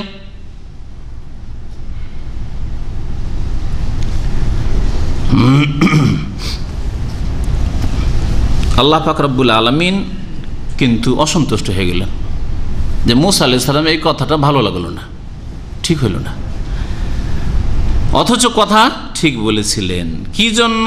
ফাতাবাল্লাহু আলাইহি, আল্লাহ পাক রব্বুল আলামিন মূসা আলাইহিস সালামের উপর অসন্তুষ্ট হলেন, ধরে ফেললেন যে একটু মূসা আলাইহিস সালাম শিখাতে হবে। কেন? বললেন ইজলাম ইয়ারুদ্দাল ইলমা ইলাইহি, শুধু এতটুকু ভুল, এতটুকু ভ্রম যে ইলম আল্লাহর ওপর ন্যস্ত কেন করলেন না মূসা আলাইহিস সালাম। ঠিক আছে, সবচেয়ে জ্ঞানী মূসা আলাইহিস সালাম, কিন্তু তাকে বলা উচিত ছিল আল্লাহু আলাম, দুনিয়ার মধ্যে সবচাইতে জ্ঞানী কে আল্লাহই ভালো জানেন। আপনি যদি মনে করেন যে আমার চাইতে পরিষ্কার কেউ নাই, মনে হচ্ছে আমার চাইতে পয়সাওয়ালা কেউ নাই, আমার চাইতে বেশি জ্ঞানীগুণী কেউ নাই, তারপরেও বলেন যে আল্লাহু আলাম, আল্লাহ ভালো জানে। ইজলাম ইয়ারুদ্দাল ইলমা ইলাইহি, তাহলে মূসা আলাইহিস সালাম এমন কোনো ভুল করেননি, কথা ঠিক বলেছেন, সব ঠিক ছিল। কিন্তু একজন মুমিন কি বলবে যদি কোনো কিছু সম্পর্কে জিজ্ঞাসা করা হয়, আর যদি সবগুলি আয়ত্তে না রাখা সম্ভব হয় মানুষের, তাহলে কি বলবে? আল্লাহ ভালো জানেন। আর আজকাল কূপের মধ্যে বাস করে, কূপের মধ্যে বাস করে। আর যদি বলা হয় তৌহিদের কথা, সুন্নতের কথা, তাদের একটা বিদআতের আঘাত লাগে। বাংলাদেশে এইরকম কথা তো পাওয়া যাবে না, এইরকম কথা কোথাও নেই। যেই নামাজের কথা বলছেন, বাংলাদেশে এমন কোন মসজিদে নাই যে যেখানে সহি নামাজ আছে। কি করে বললেন আপনি? অথচ আপনার ঢাকায় বহু মসজিদ আছে, ঈদগাহ আছে, সেই তরিকাতে নামাজ পড়া হয়। এই জন্য বললাম, এই ধরনের কিছু মূর্খ লোকেরা আছে যারা নিজে কূপে বাস করে মনে করে সমুদ্রে বাস করছে। কূপের মাছ, হ্যাঁ, আর মনে করে বা হাউজের মাছ, হ্যাঁ, মনে করে সমুদ্রে বাস করছে। দুনিয়ার কি করে খবর জানে? নিজের দেশের খবর, ডিস্ট্রিক্টের খবর বলতে পারবে না। আল্লাহ পাক রব্বুল আলামিন ফাআওহাল্লাহু ইলাইহি, মূসা আলাইহিস সালামকে ওহী করলেন। আর বলেন ইন্নালি আবদান বিমাজমাইল বাহরাইন, আমার এক বান্দা আছে দুই সমুদ্রের সঙ্গম স্থলে, হুয়া আলাম মিনকা, মূসা যাও, সে তোমার চাইতে বেশি জানে, তার কাছে যাও। কিন্তু সার্বিক দিক থেকে বেশি জানে না আংশিক বেশি জানে? আংশিক বেশি জানে। এটা নিজের কথা আসছে হাদিসে, তখন বলবো। নিজের পক্ষ থেকে এখনই যদি বলি তো বলে দিতে হয়। তো হুয়া আলাম মিনকা, আল্লাহ বলছে মূসা আলাইহিস সালামকে যে তোমার চাইতে বেশি জানে। আচ্ছা, একজন যদি এখানে ডাক্তার আসে আর যদি বলা হয় যে শেখ আপনার চাইতে বেশি জানে, তো কথাটা ভুল হবে কি? আমার চাইতে বেশি জানে সে, ডাক্তারই তার বেশি জানে। একজন কম্পিউটার সায়েন্সের লোক এসছে আর এসে বলে শেখ আপনার কম্পিউটার খারাপ, এই ভাই কিন্তু আপনার চাইতে বেশি জানে, কথা ভুল হবে কি? ঠিক হবে। তো এইরকমই বিষয়টা যা এই হাদিসে আসছে। সুতরাং একটু অপেক্ষা করেন যে মূসা আলাইহিস সালামের কাছে আলাদা জ্ঞান ছিল আর খাজিরের কাছে আলাদা জ্ঞান ছিল। মূসা আলাইহিস সালামের জ্ঞান ব্যাপক জ্ঞান ছিল, যে সেই যুগের পূর্ণাঙ্গ দিনের জ্ঞান। তো বলছেন যে আল্লাহ পাক রব্বুল আলামিন ওহী করলেন যে আমার এক বান্দা আছে, সে তোমার সাথে বেশি জানে। কালা মূসা, মূসা আলাইহিস সালাম তখন বলে ইয়া রব্বি, হে আল্লাহ, কাইফা লিবিহি, তাহলে সেখানে কেমনে পৌঁছিব? কালা তাখুয মাকা হুতান, একটা মাছ নাও তোমার সাথে, ফাতাহমিলুহু বিমিকতাল, আর একটা পাত্রে তুমি সেটা নিয়ে নাও। ফাহাইসুমা ফাকাদাল হুতা ফাহুয়া সাম্মা, যেখানে সেই মাছটিকে হারিয়ে ফেলবে, ফাহুয়া সাম্মা, সে সেখানেই আছে। সাম্মা মানে ওখানে বা সেখানে, আর সুম্মা মানে অতঃপর। দেখেন সায়ের সা একই, সায় শুধু জাবার আর পেশের পার্থক্য। ফাসাম্মা ওয়াজহুল্লাহ, কোরআন আছে না, ফাসাম্মা ওয়াজহুল্লাহ, ফা আইনামা তুওয়াল্লু ফাসাম্মা ওয়াজহুল্লাহ, সেখানে আল্লাহ পাকের চেহারা পাবে, মানে আল্লাহ পাক রব্বুল আলামিনের কিবলা পেয়ে যাবে। যদি ভুল করে নামাজ পড়ো, যেই দিকে নামাজ পড়ো, ফাসাম্মা ওয়াজহুল্লাহ, তবে নামাজ হয়ে যাবে। প্রথম চেষ্টা করতে হবে যে কিবলা কোন দিকে, ওই ক্ষেত্রে ফাসাম্মা। আর সুম্মা, সুম্মাল্লাযীনা কাফারু বিরাব্বিহিম ইয়াদিলুন, সুম্মা লা তুসআলুন্না ইয়াওমাইযিন আনিন নাঈম, সুম্মা মানে অতঃপর। একটা মাছ নিলেন, হুতান ফাজালাহু ফি মিকতাল, আর একটা পাত্রে করে নিলেন। সুম্মান তালাকার চলতে লাগলেন, ওয়ান তালাক মাহু ফাতাহু ইউশা বিন নুন আলাইহিস সালাম, আর তার সাথে তার ছাত্র ইউশা বিন নুনও গেলেন। তিনি পরবর্তীতে নবী হয়েছিলেন। ইউশা বিন নুনও পরে নবুয়ত পেয়েছিলেন। হাত্তা ইজা আতাইনা বা হাত্তা ইজা আতায়া সাখরা, এই দুইজনে একটি পাথরের কাছে আসলো। বড় একটা পাথর ছিল বা পাথরের অংশ ছিল, বা ছোট একটা হয়তো পাহাড়ের অংশ, যেটাকে এখানে সাখরা বলা হয়েছে। সাখরা বড় পাথরকে বলা। ওয়াজা রউসাহুমা, ক্লান্ত হয়ে মনে হচ্ছে একটু ক্লান্ত হয়েছি, একটু বিশ্রাম করে নিই। দুইজনে ওই পাথরের উপর মাথা দিয়ে শুয়ে পড়লো। ফানামা, আর দুইজনে ঘুমিয়ে পড়লো। ওয়াজতারাবাল হুত ফিল মিকতাল, আর ওই যে মাছ, ভাজা মাছ ছিল, সেই মাছ ওই পাত্রে সে জীবিত হয়ে গেছে। ঘুমিয়েছিলেন মুসা আলাইহিস সালাম আর ইউশা তার ছাত্র, আর এই মাছ জীবিত হয়ে গেছে। বলছেন নবী করিম সাল্লাল্লাহু আলাইহি ওয়াসাল্লাম, ফাখারাজা মিনহু ফাসাকাতা ফিল বাহরি, তারপরে মাছ পাত্র থেকে বেরিয়ে পড়ে আর লাফ দিয়ে গিয়ে সমুদ্রে পড়ে যায়। ফাত্তাখাজা সাবিলাহু ফিল বাহরি সারাবা, ওই আয়াতের অংশ। তারপরে সেই মাছ সমুদ্রে একটা সুরঙ্গ স্বরূপ রাস্তা গ্রহণ করলো। এমন রাস্তা বানিয়ে দিল যে মনে হচ্ছে যে সমুদ্রের মধ্যে সুরঙ্গ আছে। ও আমসাকাল্লাহু আনিল হুতি জিরিয়াতাল মাই, আল্লাহ পাক রব্বুল আলামিন ওই মাছ যেখান দিয়ে গেছে পানি প্রবাহিত হওয়াকে বাধা দিয়েছেন। পানি আর বইবে না, পানির সাথে মিশবে না। ফাসার আলাইহি মিসলা তাক, একটা ছোট, এগুলোকে কি বলে, জানালার চাইতে ছোট যে ছিদ্র করা থাকে, কি বলবেন? হ্যাঁ, বাংলা জানেন না সব। হ্যাঁ, একটা ছিদ্রের মতো হয়ে গেছে দেয়ালে যেন তার। তো নবী করিম সাল্লাল্লাহু আলাইহি ওয়াসাল্লাম এরকম বলে, ফালাম্মা ইস্তাইকাযা, যখন জেগে উঠলেন মুসা আলাইহিস সালাম, নাসিয়া সাহিবহু আন ইউখবিরাহু বিল হুত, তার সঙ্গী ইউশা তখন জেগেছিলেন, মাছটা যখন লাফ দেয়। আচ্ছা ঠিক আছে, মুসা আলাইহিস সালাম তো ঘুমিয়ে গেছেন, পরে বলবো, কিন্তু জাগার পরে যে বলবেন এ কথা তার সঙ্গে ভুলে গেছে।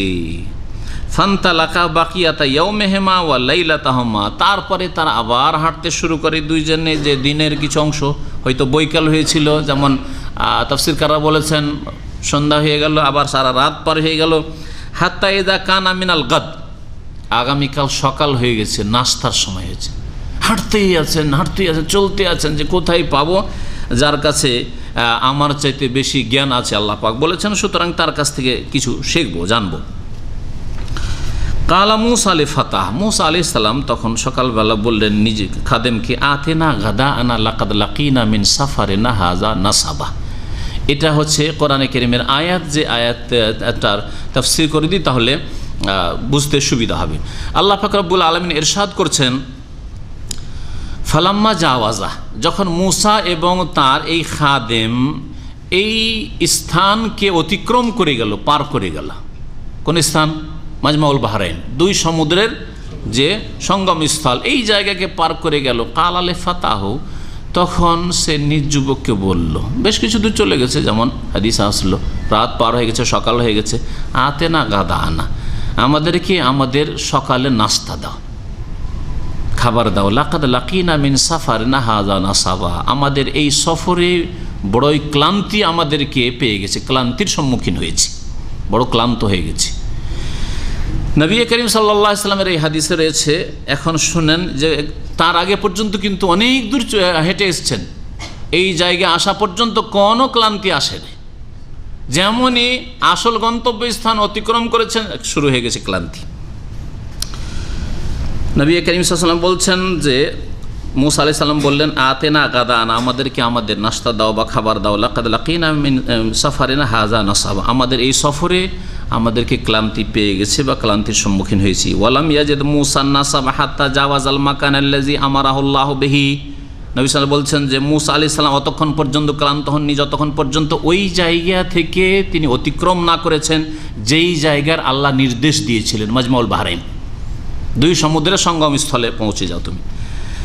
সেখানে গিয়ে বললেন, কাল আলাহু ফাতাহু, তখন এই যুবক বলল, কি বলল, আরে তো ভুল করেছি। তখন মনে হয়েছে যে কাজ তো খারাপ, নাস্তাই তো নেই, নাস্তা তো গেছে।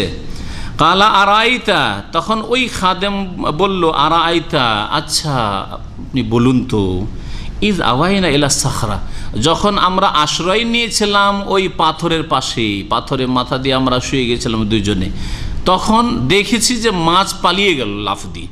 ফাইন্নি নাসিতুল হুত, আমি এই মাছের কথা আপনাকে বলতে ভুলে গেছি, যে মাছ যে পালিয়ে গেছে এই কথা বলতে ভুলে গেছি।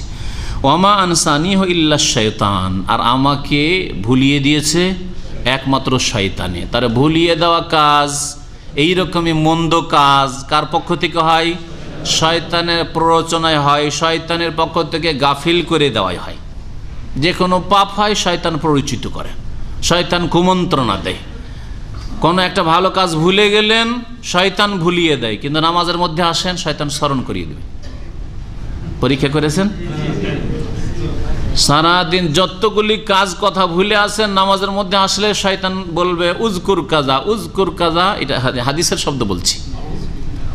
অমুক কথা স্মরণ কর, তুই যে আজ ভুলে গেছিস, সকালবেলা তোর ওই স্ত্রীকে টেলিফোন করা হয়নি, সকালবেলা টেলিফোন করেছিলি তোর ছেলেটার সাথে কথা বলিস নি, হ্যাঁ সকালবেলা কথা বলি তো মা বাবার সাথে কথা বলা হইল না, সকালবেলা এই কাজটা করে দিকে অমুক জিনিসটা ভুলে গেছিস, নামাজ শেষে না, আরে চাবিটা তো ভুলে গেছি অফিসে, আর এখন তো বাসায় চলে যাচ্ছি, বাসা খুলবো কি দিয়ে, নামাজের মধ্যে মনে হবে। এইভাবে উজকুর কাজা উজকুর কাজা এমন শয়তান করতে থাকে হাত্তা লা ইয়াদরি কাম সাল্লাহ। মুসাল্লি বুঝতে পারেন যে কয় রাকাত নামাজ পড়লাম, কত রাকাত হইল, ইমামের পিছনে থাকলে যা বুঝতেই পারে না যে কয় রাকাত হলো, আর ছুটেছে তো কয় রাকাত ছুটেছে, কয় রাকাত কাজা করবো। সুবহানাল্লাহ। শয়তান লেগে আছে, ভালো কাজে লাগেন শয়তান পিছনে লেগে যাবে তখন, যাতে ক্ষতি হয় আপনার, যেহেতু নামাজের ক্ষতি হবে এর দ্বারা, এই জন্য আপনাকে স্মরণ করিয়ে দেবে। আর যেখানে স্মরণ করা আপনার জরুরি ছিল সেখানে শয়তান ভুলিয়ে দেওয়া। আমা আনসানি ইল্লা শয়তান, আমাকে শয়তানই তো ভুলিয়েছে। আন আযকুরাহ, যে আপনার সামনে সেই আলোচনা করব, আপনাকে যে বলবে কথা বলতে শয়তান ভুলিয়ে দিয়েছে। ওয়াত্তাখাযা সাবিলাহু ফিল বাহরি আজাবা, আর সেই মাছ সমুদ্রে আশ্চর্যজনকভাবে রাস্তা নিয়েছে, রাস্তা গ্রহণ করেছে। আজাবান, বিস্ময়করভাবে। কীরকম বিস্ময়কর? ওই যে সারাবা, সুরঙ্গ। তো মাছের, এই জন্য নবী সাল্লাল্লাহু আলাইহি ওয়াসাল্লাম বলেছেন যে মাছ সুরঙ্গ করে গেছে, আর মূসা আলাইহিস সালাম আর ইউসার জন্য কি ছিল? সেটা বিস্ময়কর বিষয় ছিল। আর কিয়ামত পর্যন্ত এই ঘটনা যারা শুনবে জানবে তাদের জন্য এই আশ্চর্যজনক বিষয়, তাই না? কালা যালিকা মা কুন্না নাবগি, তখন মূসা আলাইহিস সালাম বলে, আরে কি করেছো তুমি? এই জায়গায় তো তলাশ করছি আমরা। যালিকা, এটাই তো, মা কন্যা, ওই জিনিস, কন্যা নাবগি, যার সন্ধান আমরা করতে এসেছি, যার তলাশে এসেছি। বাগা, হ্যাঁ, বাগা ইয়াবগু বা বাগিয়া ইয়াবগা, সামি আসমা থেকে হইলে সন্ধান করা হয়। বাগিয়া ইয়াবগা মানে সন্ধান করা, আর বাগা ইয়াবগি যদি জারাবা ইয়াজরিব হয় তাহলে তার মানে জুলুম করা। বল বাগি, জুলুম, ওখানে জুলুমের অর্থে। কিন্তু আরবরা আজকাল ব্যবহার করে আইস্তরিদের জায়গায় তরিদ ব্যবহার করে না, কি বলে? আইস্তাবগা। যারা বিশেষ করে মক্কা মদিনা হেজাজের এলাকায় থেকেছেন এই ভাষাটা বেশি যায়, ইস্তাবগা। হ্যাঁ, কি চাও? আনা আবগা কি যা বলে না? আবগা মানে আমি চাই, হ্যাঁ, অন্ট, আমি চাই, আমি তলাশ করি। হ্যাঁ, ইস্তাবগা, আমি এটা চাই। এই এলাকার লোকেরা এদের একটা ভিন্ন ভাষা, আবি ইস্তবি, এই ব্যবহার করে, এগুলো সব মাতৃভাষা। কিন্তু বাগিয়া আবগা এটা হচ্ছে শুদ্ধ ভাষা, যে কোরআনের ভাষা। যালিকা মা কুন্না নাবগি, এরই তো আমরা তলাশে ছিলাম, এটাই তো সন্ধান করছিলাম, তুমি ভুলে গেছো আমাকে বলতে, এখন কত হয়রান হইলাম, আবার ফিরে যেতে হবে। ফারতাদ্দা আলা আসারিহিমা কাসাসা, তখনকার যুগে রোড রাস্তাও ছিল না, আর রাস্তায় কোনো লিখাও ছিল না যে কোন জায়গায় কোনটা আছে, এই কোনটার পরে কোন রাস্তায় যাবো, লিখা ছিল কি? হ্যাঁ, কিছু ছিল? আজকাল না হয় রাস্তায় ফিরে আসলে বুঝতে পারছেন, হ্যাঁ এখন ফিরে এসে রিয়াজ থেকে ধরেন ফিরছেন আপনি, মাঝখানে এদিক ওদিক ডানে বামে অনেক রাস্তায় গিয়েছে, আপনি বুঝতে পারছেন যে কোন দিকে যাব। যদি এয়ারপোর্ট যান তো এয়ারপোর্ট কোনটা দিয়ে আপনি এক্সিট করবেন বুঝতে পারছেন, কিন্তু তখন বোঝার কোনো ক্ষমতা ছিল না। মরুভূমিতে কি করে বুঝবেন? জনবস্তি নেই। সুবহানাল্লাহ। এই জন্য আল্লাহ পাক কি বলছেন? ফারতাদ্দা, উভয়ে ফিরে আসলেন, আলা আসারিহিমা কাসাসা, তাদের পদচিহ্ন লক্ষ্য করে, যেখানে যেখানে পায়ের দাগ পড়েছে, হ্যাঁ, আর সেগুলি দেখতে দেখতে যে আমরাই তো এই দিক দিয়ে হেঁটে এসেছি, আমরা দুজন হেঁটেছি, এই তো পায়ের ধাপগুলি দেখা যাচ্ছে, এই দেখে তারা ফিরে আসলেন আসল জায়গায়। ফাওয়াজাদা আবদাম মিন ইবাদিনা, তারপরে এই দুইজনে পেলেন আমার বান্দাদের এক বান্দাকে। আল্লাহ পাক বলেছেন আমার বান্দা। তো খাজির আলাইহিস সালাম কে ছিলেন? আল্লাহ পাকের বান্দা। বান্দা আল্লাহর শরীক হয়? হ্যাঁ, বান্দা আল্লাহর শরীক হয়? আল্লাহর কাজ বান্দা করতে পারে না? কখনো না। তাহলে আল্লাহ পাক রব্বুল আলেমুল গাইব, খেজের আলেমুল গাইব, আল্লাহ পাক আল হাই, চিরঞ্জীব, খেজের চিরঞ্জীব যে এখনো বেঁচে আছে, আর খেজের অমুক পীর সাহেবের কাছে চলে আসলো, অমুকের কাছে চলে আসলো, অমুকের কাছে চলে আসলো আর বললো যে খেজের বলছে যে এই করার সেই করো। আজকাল এই বিদাতি মার্কেটে, পীরদের মার্কেটে এর খুব ছড়াছড়ি আছে যে অমুকের খিজির আলাইহিস সালামের সাথে দেখা হয়েছে, হ্যাঁ, অমুক খিজিরের কাছে পরামর্শ নেই।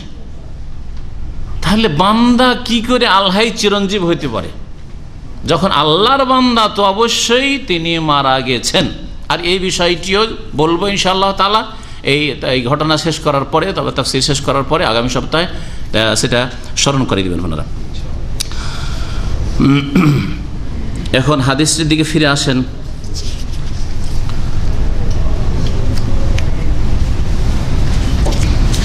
বলছেন নবী করিম সাল্লাল্লাহু আলাইহি ওয়াসাল্লাম ফাকান লিল হুতে সারাবা, মাছ তো সুরঙ্গ করে চলে গেছিল বলে মুসা ফাতাহ আজাবা, আর মুসা আলাইহিস সালাম এবং তার খাদেম বড় আশ্চর্য হলেন। ফাকালা যালিকা মা কুননা নাবগি ফারতাদা আলা আসারিহিমা কাসাসা কালা ফারাজা ইয়াকুসানি আসারাহুমা। তারা দুইজনে ফিরে আসলেন আর নিজের পদচিহ্ন দেখছেন যে কোন দিক দিয়ে হেঁটে এসেছি, কোন দিক দিয়ে এসেছি, কোন রাস্তা দিয়ে এসেছি।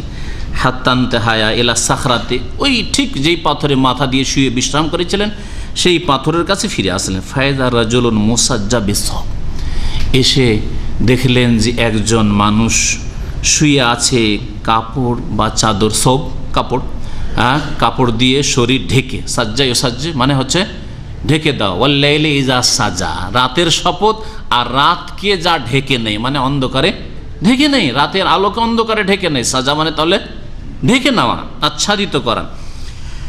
মুসাজ্জান বেসব মানে মোগাত্তা বেসব, কাপড় দিয়ে ঢাকা অবস্থায়, যেন কাপড় দিয়ে শরীর ঢেকে শুয়ে আছে এই লোক। ফাসাল্লাম আলাইহি মুসা আলাইহিস সালাম, মুসা আলাইহিস সালাম সালাম করলেন, আসসালামু আলাইকুম, সালাম করলেন। ফাকাল আল খাজির, খাজির বললেন ও আন্না বিআরজিকা সালাম, আরে এই এলাকায় সালাম আবার কোত্থেকে আসলো? ও আন্না বিআরজিকা সালাম, এ তোমাদের এই ভূমিতে সালাম কোত্থেকে আসলো? এই এলাকায় সালাম দেনেওয়ালা তো কেউ জানে না, সালাম জানেও না। সালাম একমাত্র মুসা আলাইহিস সালামের দিনের লোকেরা, বনি ইসরাইলরা জানে, তাদের তাহিয়া সেটা, কিন্তু এই এলাকায় তো এমন কোনো মানুষ নেই যারা সালাম চেনে। এখন কেউ যদি এমন এলাকায় চলে যাওয়া, মুসলিম খ্রিস্টান এলাকায়, যে এলাকায় একজন মুসলিম নেই, আর যদি সালাম শুনে, আর এখানে কি করে সালাম শুনলাম, এখানে তো গুড মর্নিং, হ্যাঁ, এখানে আবার সালাম কি করে শুনলাম, তার মানে মুসলিম আছে, তাই না? হ্যাঁ, তো ওই কথাই খাজির বললেন যে এখানে কি করে সালাম আসলো।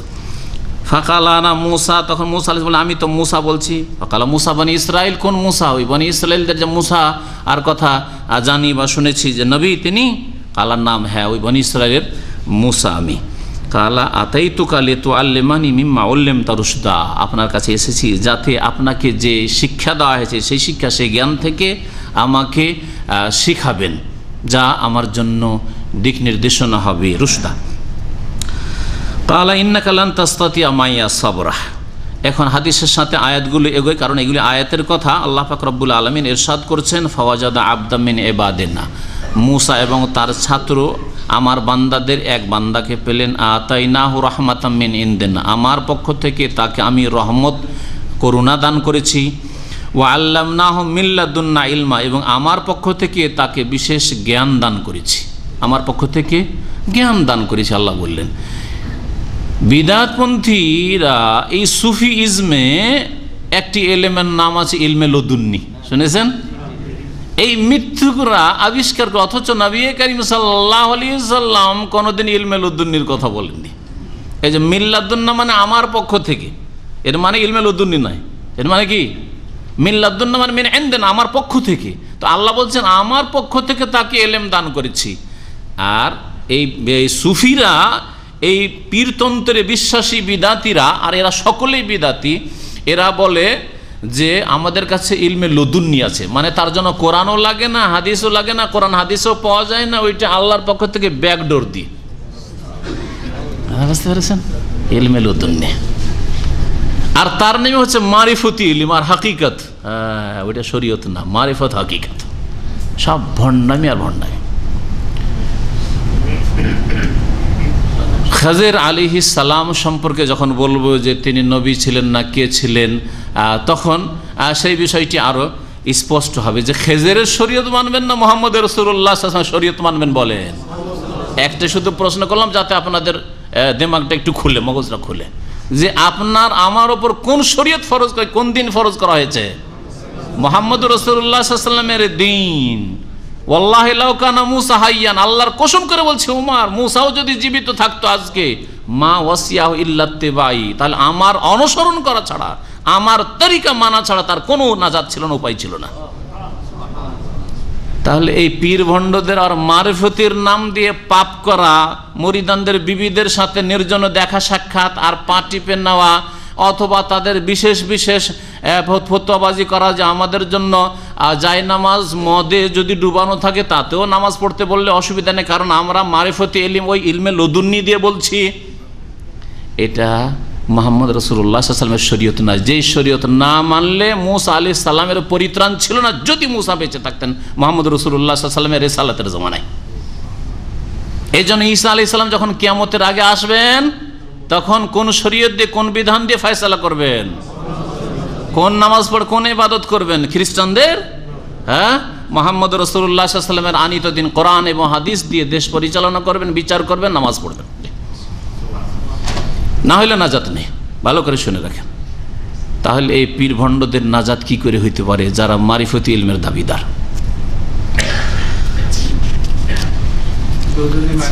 হ্যাঁ, ওরা সাধারণ লোককে মূর্খ বানিয়েছে। লাদুন না মানে বললেন না মানে আমার, হ্যাঁ, বা আমাদের, আর নি মানে আমার, আর না মানে আমাদের, আর লাদুন মানে হচ্ছে পক্ষ। যেমন ইন্দা মানে পক্ষ থেকে, মেনে এন্দে না আমার পক্ষ থেকে, হাজা মেনে এন্দে না 10 রিয়াল আমার পক্ষ থেকে, বলছেন না হাজা মেনে এন্দি, ওই রকমই হাজা মিল্লাদুন আমার পক্ষ থেকে। আল্লাহ বলছেন আমার পক্ষ থেকে তাকে এলম দিয়েছিলাম, মানে বিশেষ এলম দিয়েছিলাম যেটা মূসা আলাইহিস সালামের কাছে ছিল না। কাল আলাহু মূসা, মূসা আলাইহিস সালাম তখন বললেন হাল আত্তাবিউ কালা আনতু আল্লিমানি মা উল্লিমতা রুশদা। কালা, মূসা আলাইহিস সালাম যখন তলব করলেন যে আপনার কাছে কিছু শিখতে চাই, তখন মূসা আলাইহিস সালামকে খেজর বললেন ইন্নাকা লান তাস্তাতিয়া মাইয়া সাবরা, নিঃসন্দেহে তুমি আমার সাথে ধৈর্য ধারণ করে থাকতে পারবে না। ওয়াকাইফা তাসবিরু আলা মা লাম তুহিত বিহি খুবরা, আর কেমন করেই বা ধৈর্য ধরবেন আপনি এমন বিষয়গুলিতে যে সম্পর্কে আপনার কাছে কোনো খবরই নেই, কোনো হদিসই নাই। মানে এমন এমন কাজ করব যেটা বাহ্যিক উল্টো লাগবে, সুতরাং আপনি ধৈর্য ধরতে পারবেন না, স্বাভাবিক কথা। ওই সম্পর্কে আপনার জানা নেই, সুতরাং আপনার আপত্তিকর মনে হবে, অন্যায় মনে হবে। কালা সাতাজিদুনি ইনশাআল্লাহ সাবিরা, তারপরে মূসা আলাইহিস সালাম বলছে ছাড়া যাবে না, বলে সাতাজিদুনি নিশ্চয় আপনি আমাকে পাবেন আল্লাহ চাইলে ইনশাআল্লাহ সাবিরান, ধৈর্যশীল, ওয়ালা আসি লাকা আমরা, আর আপনার কোনো বিরুদ্ধাচরণ করব না, আপনার মনের উল্টো কিছু বলবো না, করবো না। কালা ফাইনি তাবাতানি, তখন খাজের বললেন যে যদি আমার সাথে লাগতেই হয়, যে আমার সঙ্গী হতেই চাও, আমার যদি অনুসরণ করো, যে আমার সাথে যাবে, তুমি শিখবে, ফালা তাসআলনি আন শাইইন হাত্তা উহদিসা লাকা মিনহু যিকরা, অতক্ষণ পর্যন্ত আমাকে কোনো কিছু জিজ্ঞাসা করবে না কোনো ব্যাপারে, যতক্ষণ পর্যন্ত আমি তোমার সামনে বা আমি আপনার সামনে আলোচনা নিজেই না করে দিই। আহাদাসা ইউহদিসা মানে নতুন করা, মানে বর্ণনা, আর যিকরা মানে তার আলোচনা আমি নিজে থেকে যতক্ষণ পেশ না করে দিব, কখনো জিজ্ঞাসা আমাকে করবেন না যে এটা কেন করলেন, এটা কেন হইল, হ্যাঁ এটার আবার ব্যাখ্যা কি, এর তাৎপর্য কি, আমাকে জিজ্ঞাসা করবেন না। ফান্তালাকা, তারপরে উভয়ে চলতে লাগলেন, মানে মূসা আলাইহিস সালাম আর খাজির। এখন যেহেতু আসল ঘটনা মূসা আর খাজির আলাইহিস সালামের, সেই জন্য এখন দুইজনের কথা দ্বিবচন আল্লাহ বলেছেন। ইউসা যে সঙ্গী ছিল তাকে দিয়ে 3 জন হয়, তার কথা আল্লাহ পাক উল্লেখ করেননি, কারণ ঘটনার বিষয়বস্তুর সাথে আর ইউসার খাদেমের কোনো সম্পর্ক নেই, সেজন্য এখানে আল্লাহ পাক তাকে অফ করে দিয়েছেন, তার কথা আর উল্লেখ করেননি। ফান্তালাকা হাত্তা ইযা রাকিবা ফিস সাফিনা, এসে উভয়ে একটা পানি জাহাজে চাপলেন, নৌকোয় চাপলেন। খারাকাহা, আর চেপেই সেটাকে খাজির আলাইহিস সালাম খুদযুক্ত করে দিলেন। খারাকা ইয়াখরিকু মানে ভেঙে দেওয়া, মানে কোনো একটা কাঠ উঠিয়ে দিয়ে খানিকটা তাকে দোষযুক্ত করে দিলেন, ছিদ্র করে দিলেন বা ফুটো করে দিলেন। কালা আখারাক তাহা, দেখে তো মনটা খারাপ হয়ে গেল, এটা কী করলো রে, আমাদেরকে ডুবিয়ে মারবে। তারপরে লোকটার উপরে জুলুম হয়ে গেল, এবার মালিকের উপরে জুলুম হয়ে গেল, এটা ভালো ভালো জাহাজ ছিল। কালা আখারাক তাহা, আপনি এইভাবে আপনি এটাকে দোষযুক্ত করে দিলেন বা আপনি ফুটো করে দিলেন, লেতু করে আহলাহা, তাহলে কি এই পানি জাহাজের আরোহীদেরকে আপনি ডুবিয়ে মারবেন নাকি? আগরাকে এরকম মানে ডুবিয়ে দাও, ডুবিয়ে দেবেন নাকি? লাকাদ জিতা শাইয়ান ইমরা, আপনি তো বড় অদ্ভুত কাজ করলেন। ইমরান মানে অদ্ভুত, ইমর, হ্যাঁ, আমর মানে নির্দেশ, ইমর মানে অদ্ভুত। লাকাদ জিতা শাইয়ান ইমরা, আপনি একটা অদ্ভুত কাজ করে ফেললেন।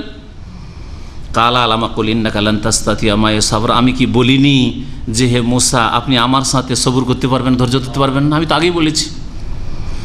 কালা লা তুআখিয, মুসা আলাইহিস সালাম বুঝতে পারলেন আমি তো আগে ওয়াদা করেছি, কিন্তু খেয়াল ছুটে গেছি যে ওয়াদা করেছি কিছু বলবো না। বলছেন লা তুআখিযনি বিমা নাসিতু, যেটা ভুলে গেছি সেই ব্যাপারে আমাকে আপনি ধরিয়েন না, এটা আমি ভুলে গেছি। এই প্রথমবার আমি ভুলে গেছি, আসলে খেয়াল ছিল না যে আপনাকে এরকম বলেছি। ওয়ালা তুরহিকনি মিন আমরি উসরা, আর আমার কাজে আপনি আমার ওপর এত কড়াকড়ি করিয়েন না। আর হাকায়ুর হেকো মানে একেবারে খুব কড়াকড়ি করা, হ্যাঁ, কষ্ট দেওয়া। আর উসর মানে হচ্ছে কঠিন। তো দুটোর সমন্বয়ে আপনি আমার সাথে এত কড়াকড়ি করিয়েন না যে একবারই আমাকে আউট করে দেবেন, একবার একটু এতরাজ করাতে বা জিজ্ঞাসা করাতে না, একটু চান্স দেন। ফান্তালাকা, তারপরে দুইজনে চলতে লাগলেন। হাত্তা ইজা লাকিয়া গোলামান, রাস্তায় গিয়ে এক বালকের সাথে দেখা হইল, যেই বালক সম্পর্কে নবী করিম সাল্লাল্লাহু আলাইহি সাল্লামের সহিহ বুখারী মুসলিম হাদিসে রয়েছে একটা অংশে যে তাকে আল্লাহ সৃষ্টি করেছিলেন অবাধ্য কাফির করে। ফাকাতালাহ, বালকটাকে ধরে সাথে সাথে খাজির হত্যা করে দিলেন। বড়ই অন্যায় কাজ। আগেরটা না হয় হালকাই ব্যাপার ছিল, একটা জাহাজে একটু খুঁত করা ছিল, কিন্তু এটা আবার কি কাজ হইল, তাই না? এটা এখন জেনে শুনে প্রতিবাদ করছেন, কারণ অন্যায়ের প্রতিবাদ করা ফরজ। আর এত বড় অন্যায়, শিরকের পরে, কুফরির পরে, নাস্তিকতার পরে যেই পাপ, সেটা হচ্ছে খুন করা পাপ। হ্যাঁ, আল্লাহ কঠোর শাস্তির জন্য 5টা শাস্তি রেখেছেন। আরে ডবল আর ট্রিপল বললেই তো মানুষ চমকে উঠে। আল্লাহ 5 শাস্তির কথা বলেছেন খুনিদের জন্য, যে অন্যায়ভাবে কোনো মানুষকে খুন করবে। তুই কেমন কথা হইল? কালা আকাতালতা নাফসান যাকিয়াতান বিগাইরি নাফস লাকাদ জিতা শাইয়ান নুকরা। আরে খাজির, আপনি করলেন কি? আকাতালতা নাফসান জাকিয়া, আপনি এমন এক নিরপরাধ পবিত্র প্রাণকে আপনি খুন করে দিলেন। নাফসান জাকিয়া, জাকিয়া শাব্দিক অর্থ হচ্ছে পবিত্র। পবিত্র যে নিরপরাধ সে পবিত্র, তার রক্ত পবিত্র, হ্যাঁ, তার গোশত পবিত্র, তার শরীর পবিত্র। আপনি তাকে কি করে খুন করলেন? আপনি আকাতালতা নাফসান জাকিয়া বিগাইরি নাফস, এমন এক নিরপরাধ ব্যক্তিকে আপনি খুন করে ফেললেন। বেগাইরে নাফসিন, অথচ কোনো খুনের বদলাই নয় যে কেসাস করলেন। এই ব্যক্তি, এই বালক কাউকে খুন করেছে এমনও না, ছোট নাবালক ছেলে। লাকাদ জিতা শাইয়ান নুকরা, বড়ই অন্যায় কাজ করে ফেললেন।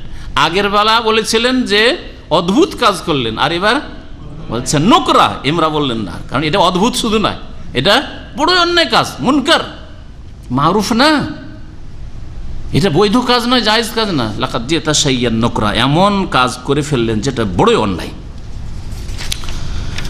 কালা আলাম আকুল্লাকা, তখন খাজির বললেন এর আগে তোমাকে বলিনি কি, আপনাকে বলিনি কি, ইন্নাকা লান তাসতাতিয়া মাইয়া সাবর, আমার সাথে আপনি ধৈর্য ধরে থাকতে পারবেন না, বলেছিলাম তো। তখন এই শেষ সুযোগ নিচ্ছেন মুসা আলাইহিস সালাম, বলছেন যে কালা ইনসাল তো কানসাইম বাদাহা ফালা তু সাহিবনি, এরপরে যদি কোনো কিছু সম্পর্কে আমি কোনো আপত্তি করি তাহলে আমাকে সাথে নিয়েন না, সাথে রাখিয়েন না। ফালা তু সাহিব, আর আপনার সাথে যাব না, নিজে থেকে ওয়াদা করলাম। এরপরে যদি কোনো এতরাজ করে দিই আর কোনো আমার অভিযোগ থাকে তাহলে আপনি আমাকে ছেড়ে দিন, আর সাথে নেবেন না। কাদ বালাগতা মিন লাদুন্নি উযরা, আমার পক্ষ থেকে, এই যে লাদুন্নি আবার এখানে, এটাও কি ইলমে লাদুন্নি নাকি বিদাতীদের, সুফির পীরদের? কাদ বালাগতা মিন লাদুন্নি কে বলছেন এখানে? এখানে আল্লাহ বলছেন না, মুসা আলাইহিস সালাম বলছেন কাদ বালাগতা, হে খেজের তুমি পৌঁছে গিয়েছো, আপনি পৌঁছে গেছেন আমার পক্ষ থেকে ওজরান, এক ওজরে, মানে আপনি অজুহাত পেয়ে যাবেন।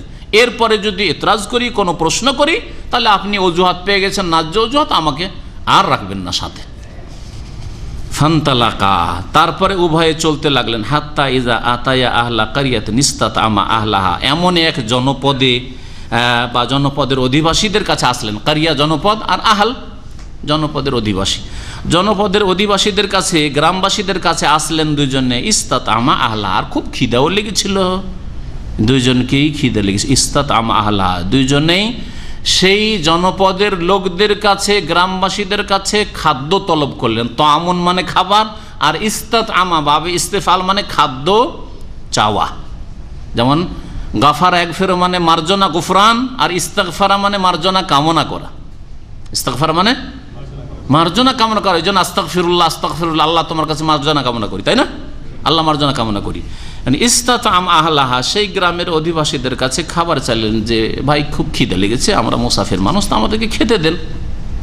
আর প্রাচীন যুগ থেকে এই ভালো নীতিমালা চলে আসছে যে কোনো বাইরের লোক যদি আসে যার বাড়ি ঘর নাই, তাহলে সে মেহমান, এলাকার লোকের মেহমান, সুতরাং তাকে খাওয়াইতে হবে। নবী করিম সাল্লাল্লাহু আলাইহি ওয়াসাল্লাম বলেছেন যে 3 দিন খাওয়াইতে হবে কমপক্ষে, 3 দিন খাওয়াইতে হবে কমপক্ষে। নবী করিম সাল্লাল্লাহু আলাইহি ওয়াসাল্লাম এই শরীয়তে সে বহাল রেখেছেন। আর মেহমান মানে আজকালকার আমার মুসলিম সমাজে যেমন আজ মেহমান মানে শ্বশুর বংশের হইতে হবে, তাহলে খেতে পাবে দুদানা, আর না হইলে কি হইতে হবে, হ্যাঁ ওই মায়ের বংশের হলে খেতে পাবে, মামা খালা বংশ, আর না হলে বাপ চাচার বংশের হইতে হবে, তাহলে খেতে হবে। এই 3 বংশ ছাড়া চতুর্থ এক শ্রেণীর লোকের আজকাল বেশি খেতে পাচ্ছে। বন্ধুরা, মায়ের বংশ মামা খালাকে না খাওয়াইতে পারে, চাচা ফুফুকে না খাওয়াইতে পারে, হ্যাঁ নিজের বংশের খাওয়াবে না, শ্বশুর বংশকে এক পয়সা দেবে না, কিন্তু সাদিক বন্ধু ওটা ঠিক আছে, ওদের খাওয়াচ্ছে। দিনই ভাইকে খাওয়াবেন, আল্লাহওয়ালা পরেজগারকে খাওয়াবেন না, কিন্তু বেনামাজি বেদিন দুনিয়ার স্বার্থ, পয়সার স্বার্থ যে জড়িত আছে, হ্যাঁ গদির স্বার্থ জড়িত আছে, হ্যাঁ আর অন্য কোনো স্বার্থ জড়িত আছে, দুনিয়ার ব্যবসায়ী স্বার্থ জড়িত আছে, হ্যাঁ প্রমোশন তার সাথে জড়িয়ে আছে, সুতরাং খাওয়াইতে হবে, আমার মোদির সুপারভাইজার খাওয়াইতে হবে। সুবহানাল্লাহ, আমাদের যে ইসলামিক সম্পর্ক ছিল, হ্যাঁ ইসলামিক আতিথ্য ছিল, সেটা চলে গেছে। আজকাল কোনো গ্রামে যদি একটা অপরিচিত মানুষ যায়, নামাজ পড়ে দেখা যায় ধীরে ধীরে ধীরে ধীরে টান দিয়ে সব চলে যায়, কেউ আল্লাহর বান্দা জিজ্ঞাসা করে না যে লোকটা কোত্থেকে এসছে, রাত্রে থাকবে, তা খাওয়া লাগবে, জিজ্ঞাসা করবে না। এই ছোটোবেলা আমরা যখন নাবালক ছিলাম দেখতাম মসজিদে নামাজ পড়লাম, এটা মুসাফির এসছে, কেউ জিজ্ঞাসা করলো না, কেউ জিজ্ঞাসা করলো না। হয়তো গ্রামের একজন আল্লাহর কোনো বান্দা আছে, সে সেখানে খাবার এনে দিল হয়তো, আর তাও আমাদের দেশে খাবার এনে দেওয়া যদি বাড়িতে খেয়ে দিয়ে বাঁচে, হ্যাঁ বাসি মাসি ওটা বাসি হবে, যাক দিয়েই দিই তাহলে, আর নিজের বাচ্চারা একটু কম খাক, ওতে থেকে একটু ভাগ করে এনে দেবো, এই রকমের ইমানি দায়িত্ব চেতনা নেই।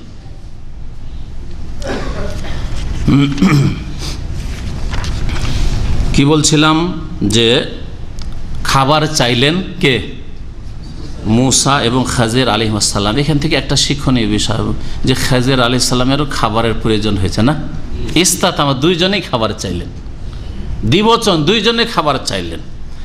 আর এক শ্রেণীর ফকির দরবেশ পীরেরা জিকির খেয়ে বাঁচে, এই পাগলারা জিকির খেয়ে বাঁচে, পড়েছেন জিকির খাওয়ার কথা, জিকির খেয়ে বাঁচে। 5 দিন 7 দিন গিয়ে কিসের জমিতে, হ্যাঁ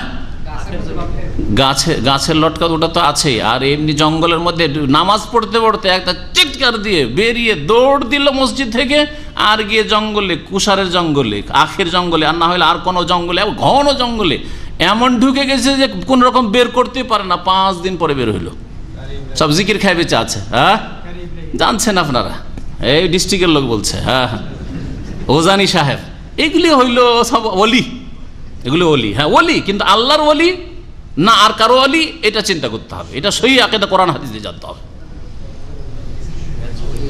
আশরায়ে মুবাশশারার কি ওইরকম করেছেন, নামাজ পড়তে পড়তে চিৎকার করে ডাক দিলেন একবার, আর যে জমিতে ঢুকে গেলেন, আর গিয়ে কয়েকদিন ধরে আর খাওয়া দাওয়া নেই, কিচ্ছু নেই, জিকির খাচ্ছে, আছে এটা ইসলামে? শয়তান এদেরকে নিয়ে খেলা করেছে, জিন এদেরকে নিয়ে খেলা করেছে, শরীয়ত থেকে বের করে দিয়ে, কোরআন এবং হাদিস থেকে এদেরকে বের করে দিয়েছে। আবার এরা হক্কানি, এমন নয় যে আবার পীরের 2টো ভাগ আছে কিছু আলেমদের কাছে আমাদের দেশে, হক্কানি পীর আর ভণ্ড পীর। এরা ভণ্ড না, এদেরকে হক্কানি মনে করা হচ্ছে। 1 নম্বর হক্কানি, 2 নম্বর হক্কানি। 1 নম্বর হক্কানি চরমনাই, আর 2 নম্বর হক্কানি হচ্ছে সারসিনা। এগুলো হলো হক্কানি, আর হক্কানিদের এই দুরবস্থা। জি, আল্লাহ হেফাজত করে, আল্লাহ আমাদের জাতিকে বুঝার তৌফিক দান করে। আর এগুলির কারণে যে বালা মুসিবত আসছে মনে হয় না, এগুলি অপরাধ মনে হয় না। হ্যাঁ, যতগুলি বালা মুসিবত বিপদ আর আযাব, রাজনৈতিক আযাব হোক আর এই যে সমুদ্রের আযাব হোক, সবগুলির কারণ হচ্ছে হবে মা কাসাবাত আইদিকুম। সবচেয়ে বড় অপরাধ এই শিরক কুফরি। এদেরকে একেবারে আল্লাহর পার্টনাররা শরীক বানিয়ে দিয়েছে, এদের খাবার লাগে না, খেজর কি এই চরিত্রে ছিলেন? ইস্তাত আমা আহলাহা, এখানকার অধিবাসীদের কাছে দুইজনে খাবার তলব করলে, ফাআবাউ আন ইউদাইয়িফুহুমা, দুইজনকে খাবার দিতে, দুইজনের আতিথ্য করতে তারা অস্বীকার করলো। দুইজন বলা হয়েছে। যদি এইরকম হতো যে খেজরের খাবার লাগে না, কারণ এ তো ওলিউল্লাহ, আর মুসা আলাইহিস সালামের খাবার লাগে, তাহলে বলা হইতো কোরআনে ফাআবাউ আন ইউদাইয়িফুহু, এই কথা বলা হইতো। হ্যাঁ, ইউদাইয়িফুহুমা ফাওয়াজাদা ফিহা জিদারান, গ্রাম থেকে চলে যায় নিরাশে, এরা তো খেতে দিল না। গ্রামের এক কিনারায় গিয়ে দেখে একটা ঘর আছে, তার দেয়াল ভেঙে পড়ছে। ফাওয়াজাদা ফিহা জিদার, ওই গ্রামে একটা ঘরের দেয়াল পেলেন তারা। ইউরিদু আইয়ান কাদ্দা, যে দেয়ালটি ভেঙে পড়তে যাচ্ছিল, আর এই কয়েকদিনের মধ্যে ভেঙে পড়ে যাবে। ফাআকামা, খাজির আলাইহিস সালাম সে দেয়ালটিকে হাতে ধরে সোজা করে দিল। বাঁকা হয়ে গেছিল, সোজা করে দিল দেয়ালটিকে। মুসা আলাইহিস সালাম খিদাও লেগেছে, একটা পরামর্শ দিলেন, এটা আর না, আপত্তি না, ভাবলেন এটা পরামর্শই শুধু দিলাম, হ্যাঁ, সাজেশন দিলাম। লাউ শি'তা খাজতাই আলাইহা আজরা, আপনি যদি চাইতেন তাহলে এদের কাছে এর পারিশ্রমিক নিয়ে নিতেন। আরে এদের কাছে খেতে চাইলাম, খেতে দিল না, অনাহারে আছি, 2-4টা পয়সা হয়ে গেলে কিছু কিনে খেতাম আমরা। লাত্তাখাজতা আলাইহা আজরা, কাল হাযা ফিরাকু বাইনি ওয়া বাইনিক। খেজর বলছেন আলাইহিস সালাম, এই হচ্ছে আমার মাঝে আর তোমার মাঝে পৃথকতা, এখন আমরা আলাদা হয়ে যাব, আর থাকা যাবে না একসাথে, আর চলবে না একসাথে থাকা, এখানে শেষ। সাউনাব্বিউকা বিতাউইলি মা লাম তাস্তাতি আলাইহি সাবরা, এখন হে মুসা আপনাকে বলে দেব বেতাউইল, ওই সব ব্যাখ্যা, মা লাম তাস্তাতি আলাইহি সাবরা, যার ওপর আপনি ধৈর্য ধারণ করতে পারছিলেন না, এতক্ষণ অধৈর্য হয়ে যাচ্ছিলেন, আপত্তিকর মনে হচ্ছিল, অন্যায় মনে হচ্ছিল। হ্যাঁ, এইগুলির রহস্য কি আর এগুলির ব্যাখ্যা কি তা আপনাকে এখন আমি জানিয়ে দেব। আম্মা সাফিনাতু ফাকানাত লিমাসাকিন, যেই প্রথম পানি জাহাজটি ছিল বা নৌকোটি ছিল, সেটা কয়েকজন দরিদ্র মিসকিনের ছিল। ইয়ামালুনা ফিল বাহার, তারা সমুদ্রে কাজ করত, সমুদ্রে তারা রুজি রোজগার করত, মানে সমুদ্রে এই নৌকা বেয়েই তাদের রুজি রোজগার হইত। ফারাতুন আইবাহা, আমি চাইলাম যে সেটাকে দোষযুক্ত করে দিই, আইব থেকে, আইব মানে দোষযুক্ত করে দিই, ত্রুটিযুক্ত করে দিই। কেন? ওয়াকানা ওয়ারাআহুম মালিক, এদের পেছনে, মানে এরা সামনে যে নৌকো নিয়ে যাচ্ছে যে দেশের দিকে, ওখানে মালিক একজন রাজা আছে, শাসক আছে। ইয়াখুযু কুল্লা সাফিনাতিন গাসবা, প্রত্যেক নৌকো বা পানি জাহাজকে জবরদখল সে নিয়ে যায়। কিন্তু সেই জাহাজ, সব জাহাজকে নিয়ে যায়, তাহলে তো কোনো জাহাজ যেতে পারে না, তাহলে ভেঙে দিয়েও তো কাজ হবে না। না, এখানে এই জন্য আয়াতের তাফসিরে হাদিস লাগবে। হাদিসে রয়েছে যে কুল্লা সাফিনাতিন সলিহা, ভালো যদি জাহাজ পাই, খুব সুন্দর নতুন জাহাজ, ভালো জাহাজ নতুন তৈরি করা হয়েছে বা ভালো নৌকো, তাহলে সেটাকে কেড়ে নিয়ে যায়। আর যদি ভাঙা ফোটা থাকে, ওইগুলো ও রাজা, জালেম রাজা নিতে চায় না, ও ভাঙা ফোটা নিয়ে কী করে, কে মেরামত করবে, তাই না? আজকাল নতুন গাড়ি, হ্যাঁ, নতুন গাড়ি যদি পায় তো লম্পুটেরা নিয়ে যাবে। এই ভাঙা চোরা গাড়ি মেনটেন্যান্স করতেই তো এর গাড়ির যে দাম তার চেয়ে বেশি হবে, যা ফেলে দেয়। তো কুল্লা সাফিনাতিন সলিহা, ভালো পানি জাহাজ বা ভালো নৌকো পেলে ওই জালেম শাসক জবরদখল নিয়ে যেত, দখল করে নিত। ও আম্মাল গোলাম, আর দ্বিতীয় ঘটনা কিসের ছিল? বালকের। সেই বালক ফাকানা আবাওয়াহু মুমিনিন, তার আব্বা আম্মা, আবাওয়াহু বলা হয়েছে দুই বাপ, তো মানুষের দুই বাপ হয় নাকি? দুই বাপ হয়। আবাওয়া, আবাওয়ান বলে মা বাবা, মাতা পিতাকে উদ্দেশ্য করা আরবি ভাষায়, যেমন ওয়ালেদাইন, ওয়ালেদাইন, ওয়ালেদের তাসনিয়া। তো ওয়ালেদ মানে তো হচ্ছে বাপ না, ওয়ালাদ মানে ছেলে, ওয়ালেদ মানে বাপ, আর ওয়ালেদাইন মানে তাহলে দুই বাপ হয়। ওই রকমই যেমন আবাওয়ান, এটাতে বাপ মাকে বোঝানো হয়েছে, আর মোজাক্কারটাকে, পুরুষ লিঙ্গটাকে প্রাধান্য দেওয়া হয়েছে। ওয়ালেদাইন মানে বাপ মা, প্যারেন্টস, হ্যাঁ, মাতা পিতা। আবাওয়াইন মানে বাপ মা। তো এখানে বাপ মায়ের অর্থে আছে, এখানে আলাদা আলাদা করে এই কথা বলা হয় যে আবারুম, বাপ আর মা। আল্লাহ পাক বলছেন যে খাজের কি বললেন? ও আম্মাল গোলাম ফাকানা আবাহু মুমিনিন, ওই যে বালকটিকে আমি হত্যা করলাম তার বাপ মা মুমিন ছিল, ইমানদার ধার্মিক লোক ছিল। ফাখাশিনা আইয়ুর হে কাহমা তুগিয়ানা ওয়া কুফরা, আমার আশঙ্কা হইল যে এই অবাঞ্ছিত বালক যে বড় হলে বড়ই খারাপ চরিত্রের হবে, আমার আশঙ্কা হইল যে আইয়ুর হে কাহমা, এই বালককে বাপ মাকে কষ্ট দেবে, হোমা মানে ওই বাপ মাকে কষ্ট দেবে। আর হাকায়ুর হেক, এর হাক মানে কষ্ট দেওয়া, এই জন্য ক্লান্তিকে খুব টাইট হয়ে গেছেন, ক্লান্ত হয়ে গেছেন, এটাকে এর হাক বলা হয়, আজকালকার আরবি ভাষায় ব্যবহার করছে এরা। আইয়ুর হে কাহমা, ওকে কষ্ট দেবে, তুগিয়ানান সে সীমা লঙ্ঘন করে, ওয়া কুফরা আর কুফরি করে। কোন ছেলে বাপ মাকে কষ্ট দেয়? যেই ছেলে হয় কাফের, নাস্তিক, মুশরিক, পাপিষ্ট, বেদিন, বেনামাজি, এইরকম চরিত্র, খারাপ চরিত্রের লোক, ইবাদত বন্দেগী ঠিকভাবে করেন না, সেই ছেলে কষ্ট দেয় বাপ মাকে। আর কোন ছেলে কষ্ট দেয়? যে হচ্ছে সীমালঙ্ঘনকারী, বাড়াবাড়ি করে। তাহলে এই দুটো খারাপ চরিত্র যদি কারো মধ্যে থাকে তো পুরোপুরি বাপ মাকে কষ্ট দেবে। কুফরি নেই হয়তো মুসলিম, হ্যাঁ, আর নামাজ পড়ে, 5 ওয়াক্ত নামাজ পড়ে, কিন্তু তার মধ্যে বাড়াবাড়ি, সীমালঙ্ঘন করে, সেই জন্য বাড়াবাড়ি করে স্ত্রীর পক্ষ নিয়ে নেয়, হ্যাঁ, বাপ মাকে কষ্ট দেয়। বিবাহ হওয়া পর্যন্ত কোনোদিন বাপ মাকে কষ্ট দেয়নি, হ্যাঁ, ছোট অবস্থায় কত যে বাপ মাকে আদর করেছে, আর বাপ মার কোলে থেকেছে, আর বাপ মায়ের পাশে শুইতে কত যে মানে উদ্গ্রীব, আর বাপ মার পাশে বসে গল্প করতে, আর কতবার যে বাপ করেছে, আব্বু আব্বু করেছে। কিন্তু সাবালক শিয়ানা হইলে, শরীর একটু শক্তিশালী হইলে আবার চেহারা পাল্টিয়ে যায়। কেন? সীমালঙ্ঘনকারী, তুগিয়ান, তার মধ্যে তাগুত।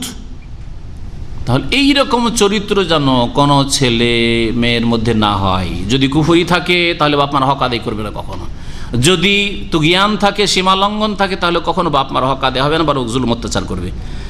বলছেন খাজির আলাইহিস সালাম, ফা আরাদনা আইয়ুবদিলাহুমা রাব্বুহুমা খাইরাম মিনহু যাক, আমি যে খুন করে দিলাম একে, তার মানে এই নয় যে আল্লাহ ওকে ভালো দেবেন, এর চাইতে ভালো আল্লাহ দেবেন হয়তো। ফারাদনা, আমরা চাইলাম যে আইয়ুবদিলাহুমা রাব্বুহুমা, তাদের প্রতিপালক, মানে এই দুই বাপ মায়ের প্রতিপালক যে মুমিন, এদের প্রতিপালক তাদেরকে এর চাইতে ভালো সন্তান দেবেন, খায়রাম মিনহু যাকাতান, পবিত্রতার দিক থেকে, ওয়া আকরাব রহমা, আর দয়াবান হওয়ার দিক থেকে অধিক যেন নিকটবর্তী হয়, সে দয়ার অধিক নিকটবর্তী যেন হয়। ও আম্মাল জিদার, পক্ষান্তরে ওই যে দেয়ালের ঘটনা, দেয়ালটাকে সোজা করে দিলাম আর কিছু নিলাম না, ফাকানা লে গোলামাইন ইয়াতিমাইন ফিল মদিনা, সেই দেয়ালটি ছিল দুটো ইয়াতিম বালকের, নাবালক ছেলে, এই গ্রামে আছে, ফিল মদিনা, এই শহরে। তাহলে যে বলা হয়েছে কারিয়া মানে শহর। ওয়াকানা তাহতাহু কানজুল্লাহুমা, আর ওই দেয়ালের নিচে তাদের এই দুই বালকের, ইয়াতিম বালকের ধনভাণ্ডার রাখা ছিল। ওর বাপ রেখে গেছে, প্রাচীন যুগে এরকম করতো, বেশি টাকা পয়সা থাকলে, স্বর্ণ চাঁদি থাকলে মাটিতে পুঁতে দিয়ে চলে যেত।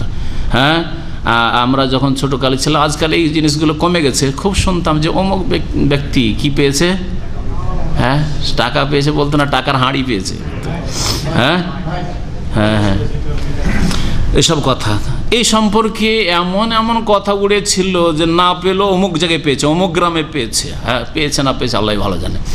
এগুলো যদি পাই তো অনেকের ধারণা এগুলো জিনদের টাকা, এরকম ধারণা ছিল, আমরা ছোটোকালে খুব শুনতাম এগুলো জিনদের টাকা, আর জিন দিয়েছে, অমুককে স্বপ্নে দেখিয়েছে যে অমুক জায়গায় টাকা আছে, বা ওই মাটি খুঁড়ছিল, চাষাবাদ করছিল আর টাকা পেয়েছে ইত্যাদি, জিনদের টাকা, এরকম একটা ভ্রান্ত ধারণা ছিল।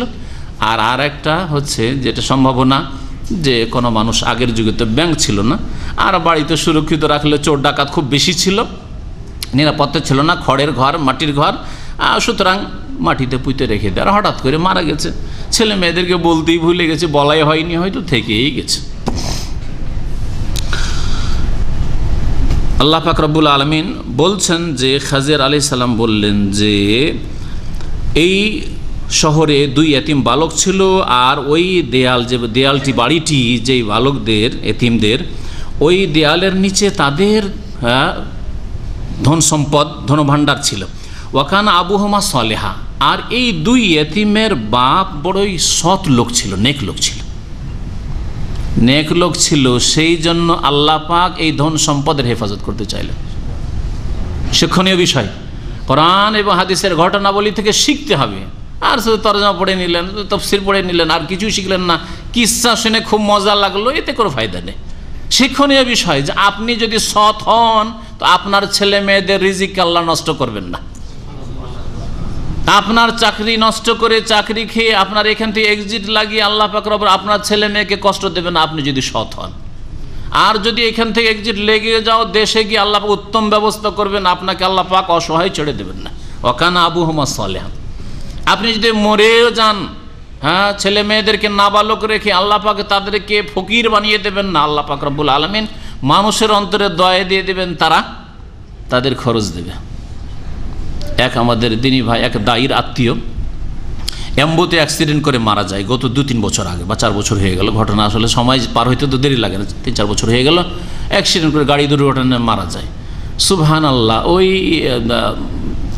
যে ব্যক্তি অ্যাক্সিডেন্ট করে মারা গেছে সে একজন মাদ্রাসা পড়ার লোক দেশের, আর তার স্ত্রী আছে, ছোট ছোট 2 মেয়ে বা ছেলে আছে, সব ছোট, 2 বছর 3 বছর 1 বছর এরকম বয়সের।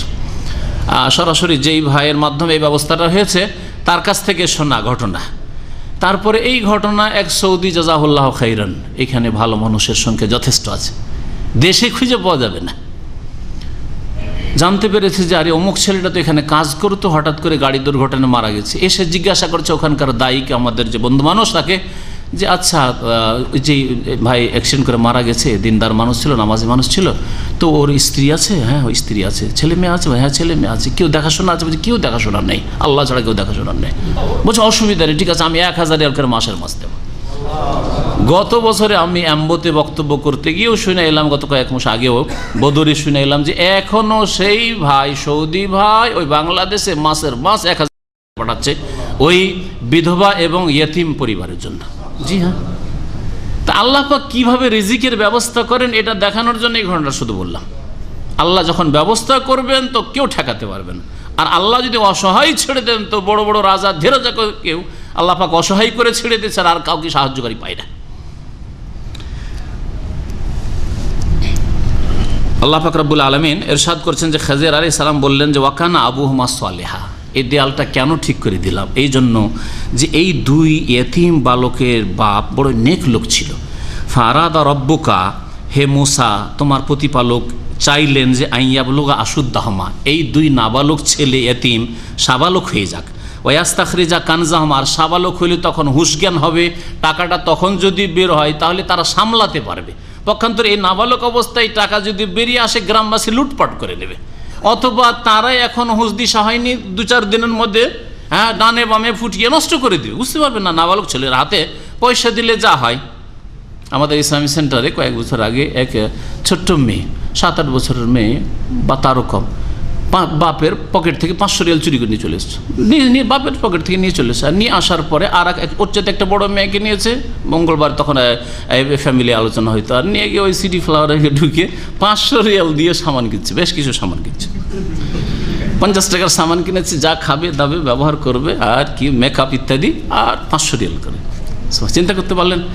এই জন্য নাবালকদের হাতে এই রকম আমানতের জিনিস বা এই সব জিনিস ন্যস্ত করতে নাই। আজকাল যারা নাবালকদের হাতে মোবাইল দিয়ে দিচ্ছেন, ফ্যাশন মনে করছেন, আমার ছেলেটা 12 বছর বয়স হয়ে গেছে, 13 বছর হয়ে গেছে, মোবাইল দিব না, এটা কেমন কথা হয়?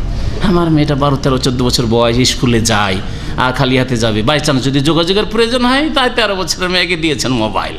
আর তার পরিণতি বুঝতেই পারছেন কি হচ্ছে আজকাল, বুঝতে পারছেন না? হ্যাঁ। আর তারপরে বলছে আমার মেয়ে তো বেরিয়ে চলে গেছে, এখন কেন, তখন কেন জিজ্ঞাসা কেন মোবাইল দেওয়া জায়েজ হবে কি হবে না, ঠিক হবে কি হবে না? ওয়ালা তুতুসফা আমওয়ালাকুমুল্লাতী জাআলাল্লাহু লাকুম ফিহি কিয়ামা। আল্লাহ বলছেন তোমাদের নির্বোধদেরকে, যাদের এখনো বুদ্ধি জ্ঞান হয়নি, তাদের হাতে ধন সম্পদ তুলে দিও না, না তার ব্যবহার জানবে না, যে সৎ ব্যবহার কেমন হয় আর অসৎ ব্যবহার কেমন হয় জানবে না।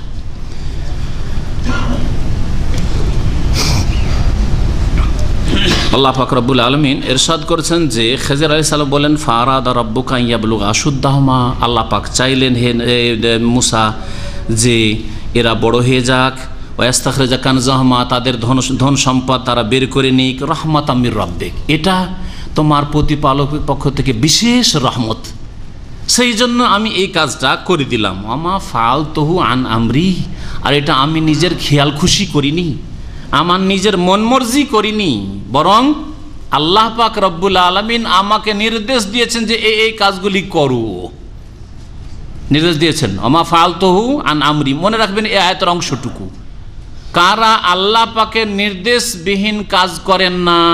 যাদের কাছে ওহী আসে। আর যার কাছে ওহী আসে তারা হচ্ছেন নবী। নাকি পীরেরাও বিনা হুকুমে কোনো কাজ করি না? হ্যাঁ, আমাকে আল্লাহর পক্ষ থেকে হুকুম হয়, এগুলি ভণ্ডামি না? কখনো না। আমাকে খেজর আলাইহিস সালামের মাধ্যমে হুকুম হয় তারপরে করি।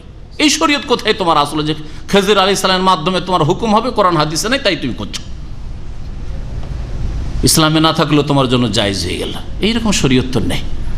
সারা পৃথিবীর পূর্ব থেকে পশ্চিম পর্যন্ত কারো কাছে যদি মুহাম্মদুর রাসূলুল্লাহ সাল্লাল্লাহু আলাইহি ওয়াসাল্লামের নাম পৌঁছে যায়, আর যদি সুম্মা লা ইউমিনু বি, আর তারপর আমার প্রতি ঈমান না নিয়ে আসে, মুহাম্মদ রাসূলুল্লাহ বলছেন ইল্লা কানা মিন আসহাবিন নার, তাহলে সে জাহান্নামী হবে, জাহান্নামে যাবে। নবীর শরীয়ত মেনে চলতে হবে সাল্লাল্লাহু আলাইহি ওয়াসাল্লাম। খেজর আলাইহিস সালাম বললেন রহমাতাম মির রব্বিক, হে মুসা এটি তোমার রবের পক্ষ থেকে রহমত ছিল। মা ফাআলতু আন আমরি, এটা আমি নিজের পক্ষ থেকে করিনি, বরং আল্লাহর পক্ষ থেকে আল্লাহ পাক রব্বুল আলামিন জানিয়েছেন তাই করেছি। যালিকা তাউইলু মা লাম তাসতি আলাইহি সাবরা, এই হচ্ছে ব্যাখ্যা ওই সব বিষয়গুলির যে সম্পর্কে আপনি ধৈর্য ধরতে পারছিলেন না। মা লাম তাসতি আলাইহি সাবরা, ভাষাবিদরা বলেছেন যে এখানে মা লাম তাসতে বলেছেন।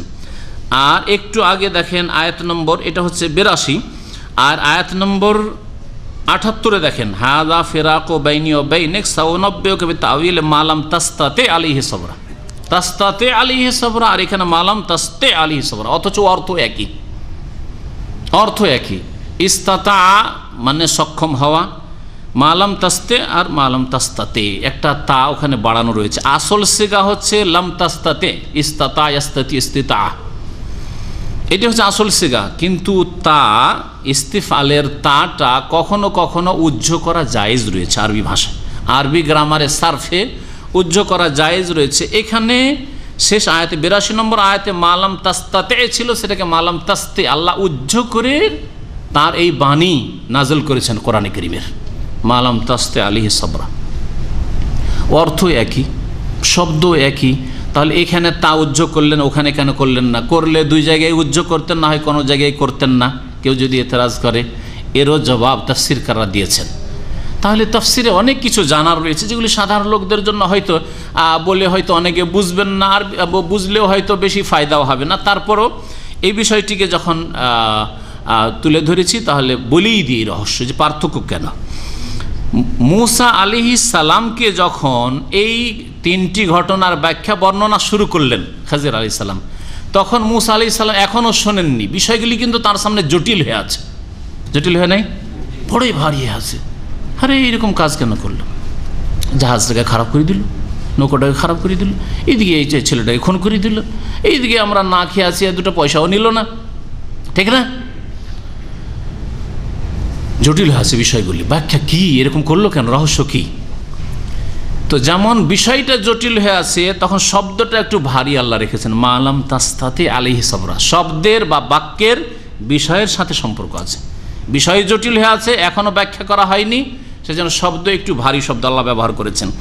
আর যখন এই তিনটি ঘটনার ব্যাখ্যা করে দিলেন, করে দেওয়ার পরে বলছেন ওমা ফাআলতু আন আমরি, এই যে ঘটনাগুলি রহস্য শুনাইলাম, এগুলি আমি নিজের পক্ষ থেকে করিনি। যালিকা তাউইলু মা লাম তাসতি আলাইহি সাবরা, এই হচ্ছে ওই সব কথার ব্যাখ্যা যার ওপর হে মূসা আপনি সবুর করতে পারছিলেন না, ধৈর্য ধারণ করতে পারছিলেন না। এখানে এখন ব্যাপারগুলি ক্লিয়ার হয়ে গেছে, সহজ হয়ে গেছে। মূসা আলাইহিস সালামের জন্য এখন হালুয়া, ব্যাপার তো ঠিকই, তো তাহলে তো কথা ঠিকই। এই ছেলে সাবালক হইলে, সাবালক হয়ে বাপকে অনেক পাপে লিপ্ত করতো।